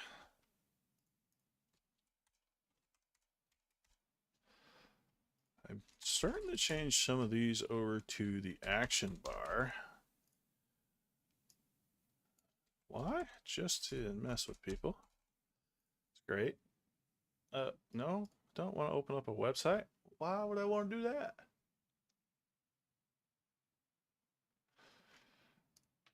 Okay.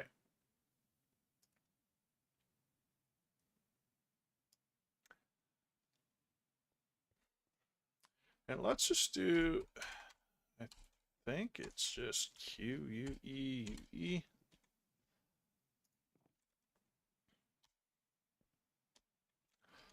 Was it linked player? Yeah, right there.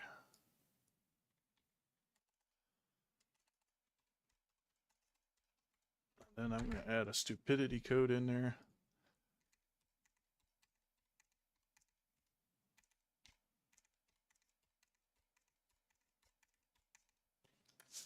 All right, so we're going to run that. We're going to do our token check.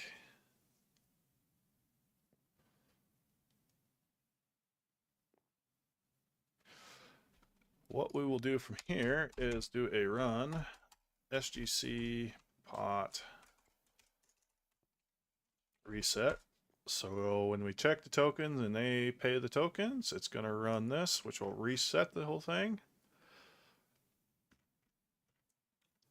And then at the end of this, we are going to run the randomize. So SGC pot randomize. So order operations, it'll click the button, it'll remove the button, deduct the tokens it needs to do, it'll run the reset for the whole machine, and then it'll randomize the machine.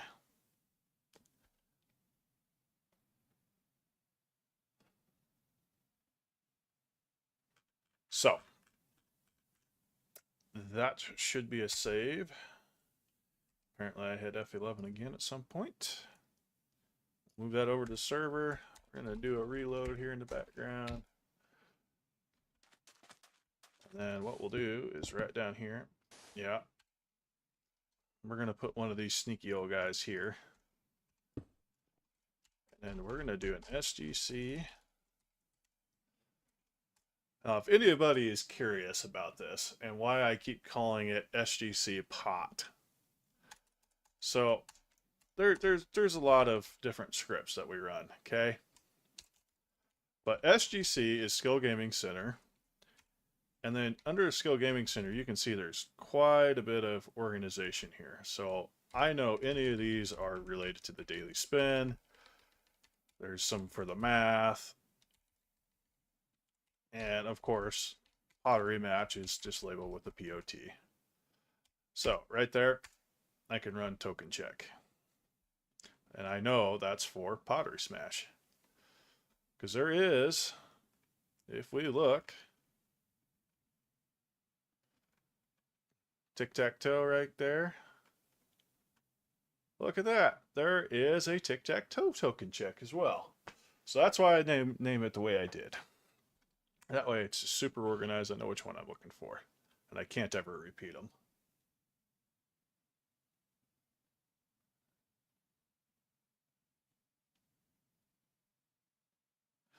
All right, so we'll do that. We'll put that right there. Put that right there and do that. So, hypothetically speaking, right now we're set at 5 for the cost. So I'm at 9769 tokens. once I click this, we should see all of that reset. And I should be at 9.6. 9.76. What, 4? Yeah, no, 5. 9.765. 4. So, right now, we'll just do this. Look at that. Oh.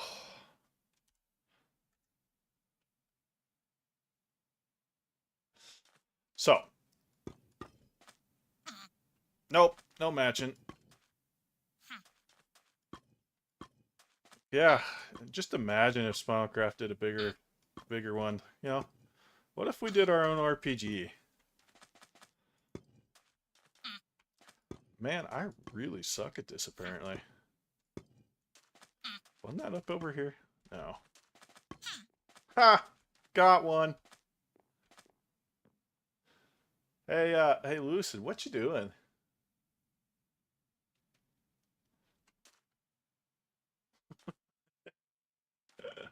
He knows what I'm gonna ask next.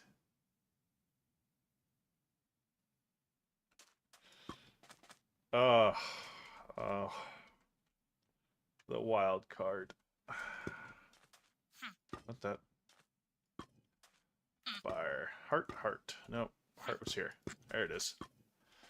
A skull over there? Yeah.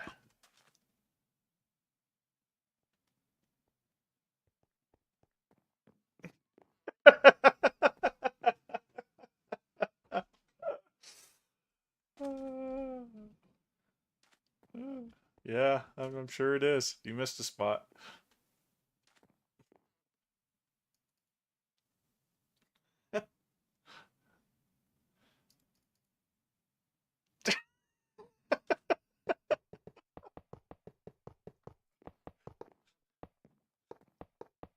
Uh,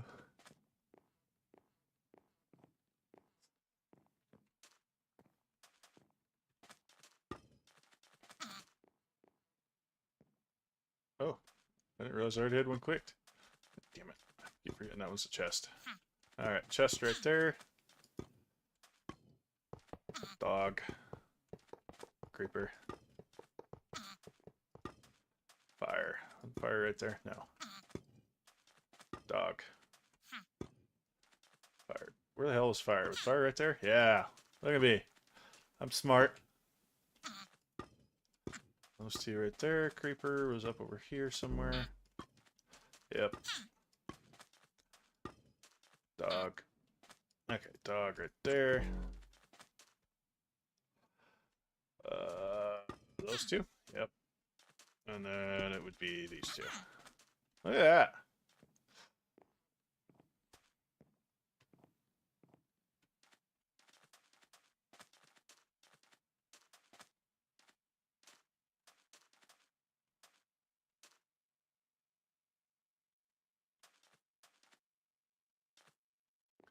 Oh, does Lucid want to turn?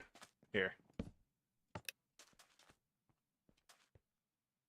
uh,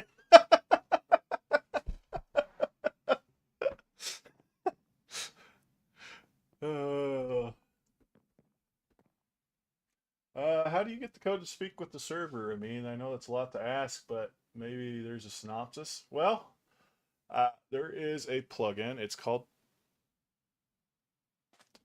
Denizen.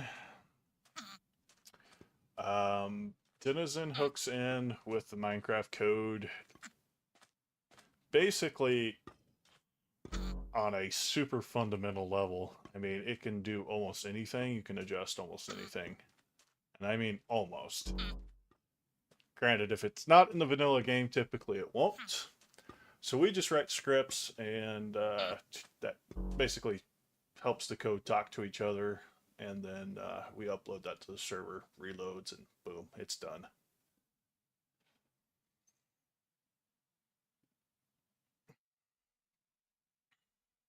The plugin is there to help our script talk to the server, essentially. That's all it does. Plugin on itself won't do anything. What's even greater, and I'm going to do something here. We can play MIDIs, and this is through the same plugin. Now, I can almost guarantee you About everything on this list except for one would probably get us a copyright strike. However, there is one right here that's open source.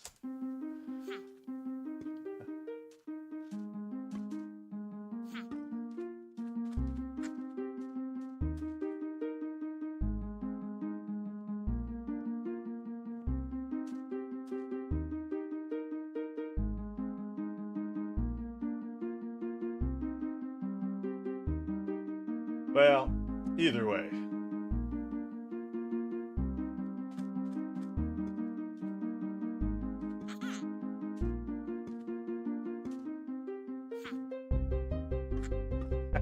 I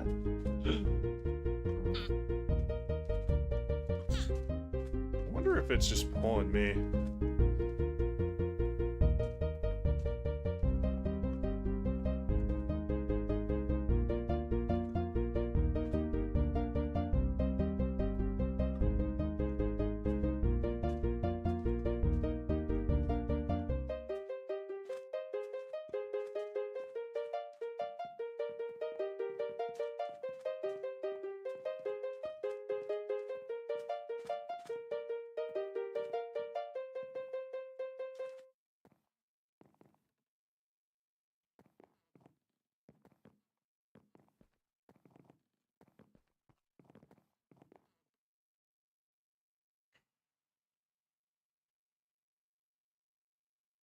Well, it seems like fundamentally that works out pretty good. However, I need to figure out how to the winning side of it.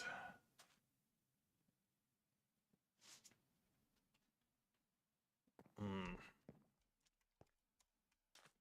That is the fun one.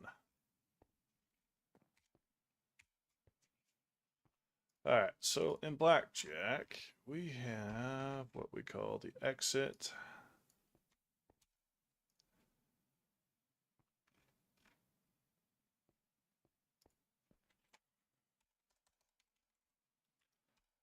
So let's do POT exit. POT. So what we want to do on teleport,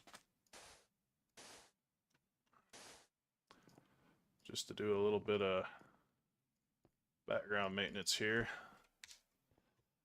What we're going to do is we're going to throw that in there. We'll call that ex run sgc pot exit. And then we'll do a pressure plate. So what that'll do, and I forget, where am I teleporting them to? Okay. So it needs to teleport them to right there. So we'll do a copy of that coordinate there. We'll come in here. We're going to teleport the player to there.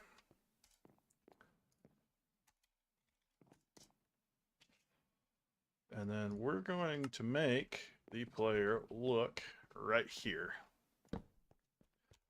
So I'm going to grab that coordinate. And then we're going to come in here and do the look. Because if, and out of functionality here, if I don't do that, when they teleport out, they will always be looking the location they were already looking. So by making them look at a specific location, it makes the teleport a lot better. And actually, I'm going to demonstrate this just for you guys, even though you may not actually care a little bit, but we're going to demonstrate this anyway. So right now I have the look commented out there. So what we're going to do is we're going to do a reload. We're going to shut that off. I'm going to go through here. So when I come out of here, if I back onto this, well, I lied. Did I not comment that out?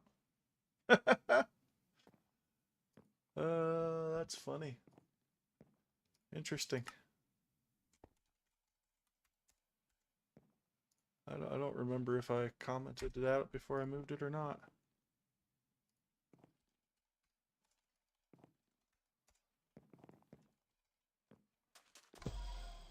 Man, I am getting proved a liar right now.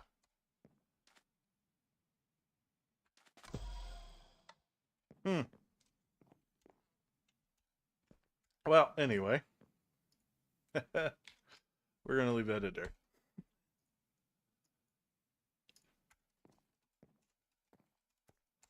All right. Come back in through here. So now, that should let us through. Now, if we teleport our friend Clifford in, so what's going to happen is if I step on this plate, which there should be never more than 2 people or 1 person in here at a time anyway, because that's by design, it's going to teleport us both out of here.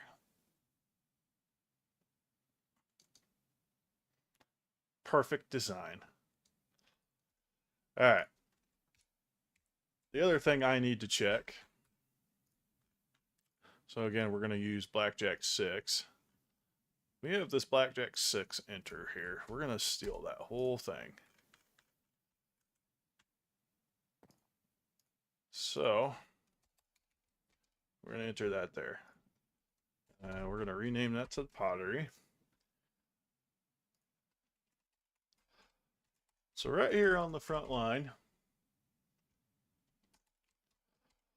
this right here is checking if the cuboid that is the Skill Gaming Center pottery, if there is no players in there, we're going to let the player teleport. Now, I do have to check the location on this one. So what we'll do is we'll just do that, and we're going to get a set block right there.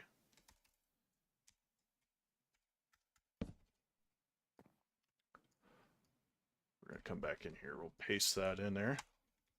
So we're going to find all players within 2 of that location. We're going to teleport that player next. So what we need to do is you go through. I typically like to teleport them a little bit away.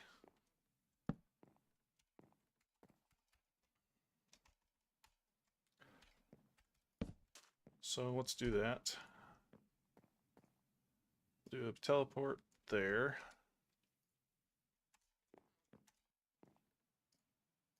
And then on teleport, I want them looking approximately right there.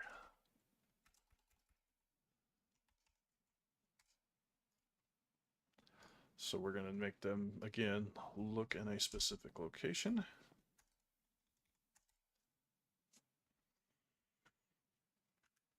And right here, do pottery match. All right.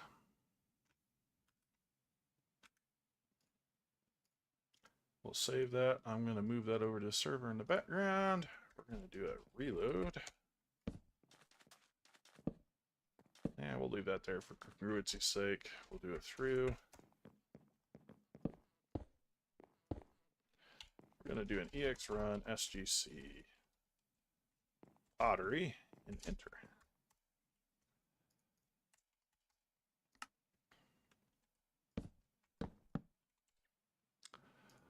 Now we'll do a pressure plate, and I like to do these green ones color coded for the smart ones, and that teleports me perfectly in. Now, as you can see, Clifford tried to teleport in. It probably told him that he can't. Well, maybe you saw. There we go.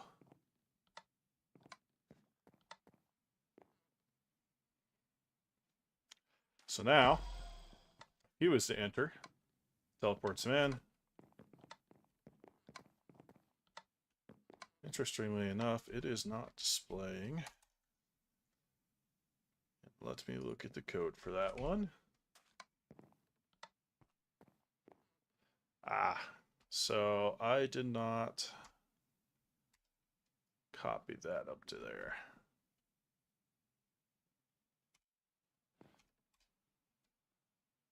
All right. One of the downsides of copying your code everywhere is the fact that sometimes you forget to change certain things.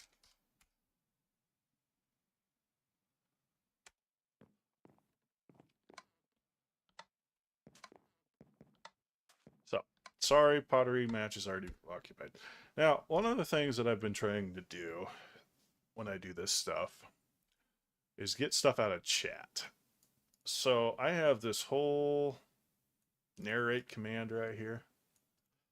All I need to do is change that to action bar. We're going to save that. We're going to move that to the server in the background here. I'm going to reload. Do Control 2. And then, if Clifford, would you go back through? Go ahead.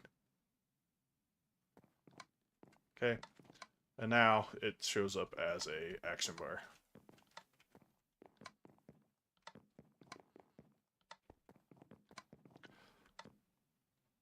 So good. Now, the real question is, are all of my staff members super smart?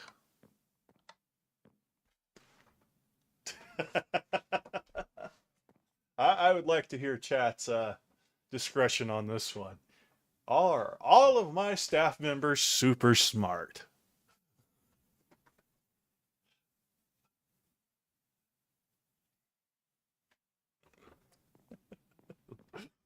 Lucid is on.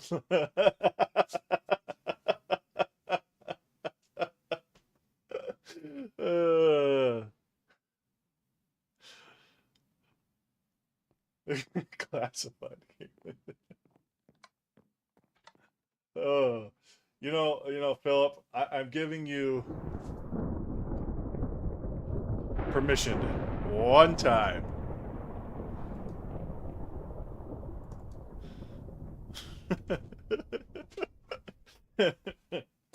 I'm just asking the question.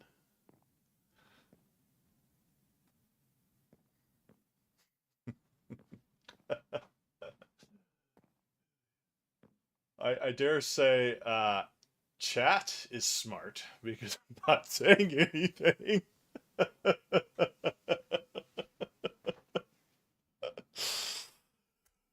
The reason I ask this is one problem that we've had in the past is while players are inside of the game, a staff member will teleport them to them.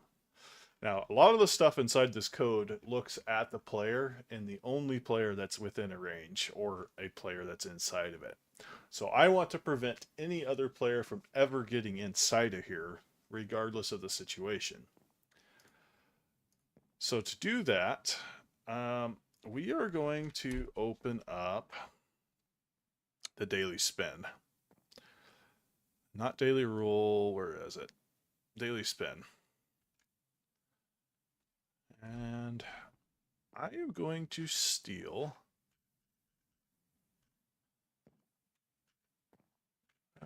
where the heck is it? Token, spin, exit, enter. Right here. So, we're going to come back to Pottery Match. And do I already have some world events going on? Yeah, right here.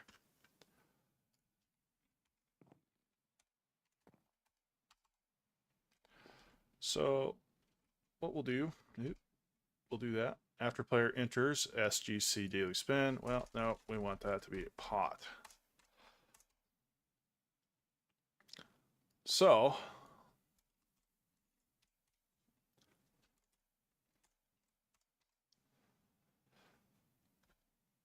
after a player enters that cuboid, if that cuboid contains more than one player, we're going to teleport that player right to the center of the Steel Gaming Center. So, let's just change that. And again, I want to get these as much as possible out of the chat. So we're going to try again later. Very good. Again, we'll move that in the background. We're going to reload.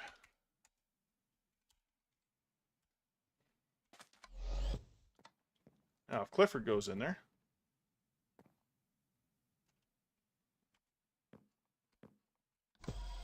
oop.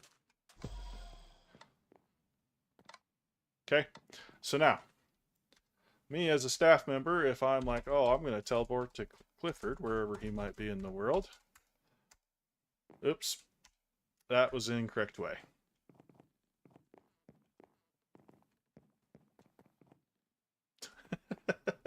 Go back in.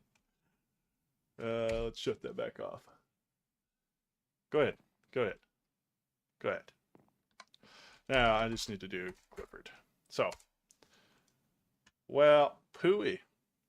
That was a really okay, what did I do wrong? Oh, that's just way too far ahead. Spacing is everything, guys. Spacing is everything. Okay.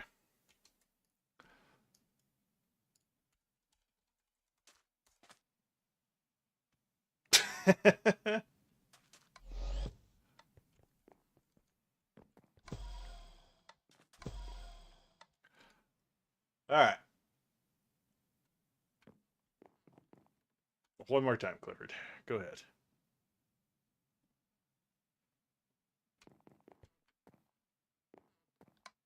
All right. So now, again, for demonstration purposes, if I say I want to teleport to Clifford, well, guess what? Pottery match is currently occupied.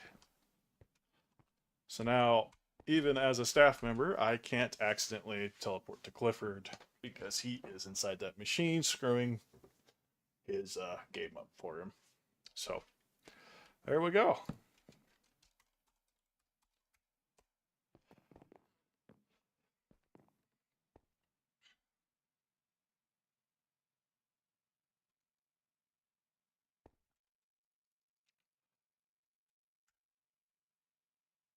Now, fundamentally, the base game is, I doubt it's bug free, but it is there.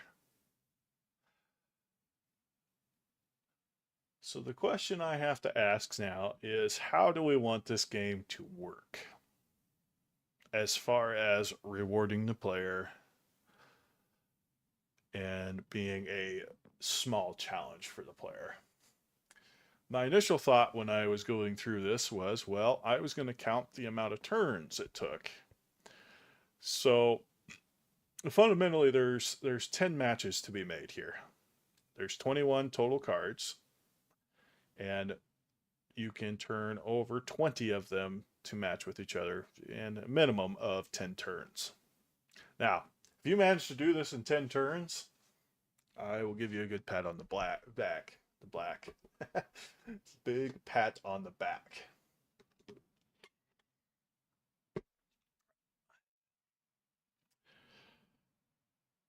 So the question remains is, how many turns would it take to successfully complete this to be rewarding? Of course, if you complete it, I'm always going to make it a reward. It's just not going to be as good as if, say, you do it in 12 turns or 13 turns. If it takes you 20 turns to do it, then your ticket payout would be less. That's the way I'm thinking about it.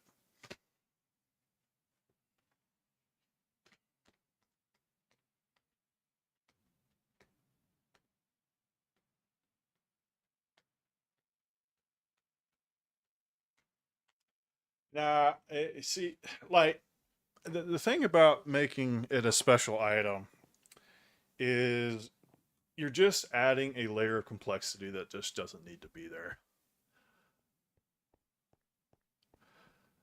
Um, it's it's a good idea to say, oh yeah, you're going to get this special item if you get this in 10 turns, but it becomes an extra layer, and it's just not, you know,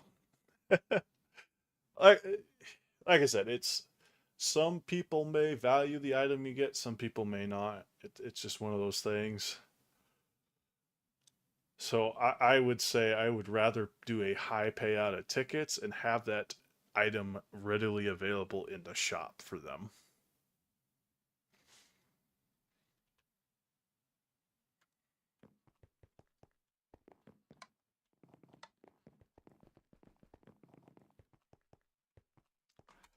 Oh, speaking of which, for the outside here, I can do. We're going to do a head display. We're going to create. We're going to call it pottery. See you, Philip. All right. So what we'll do is barrier already there. So we're going to look at our fonts here. I don't see anything that's immediately bricky. What about jungle?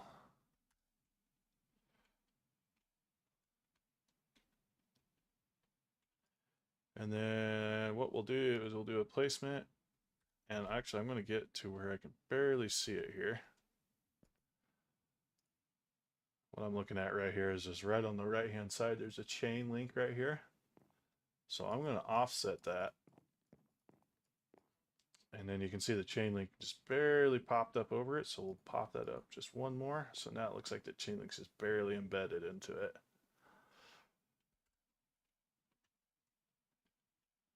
And that'll be the sign for it.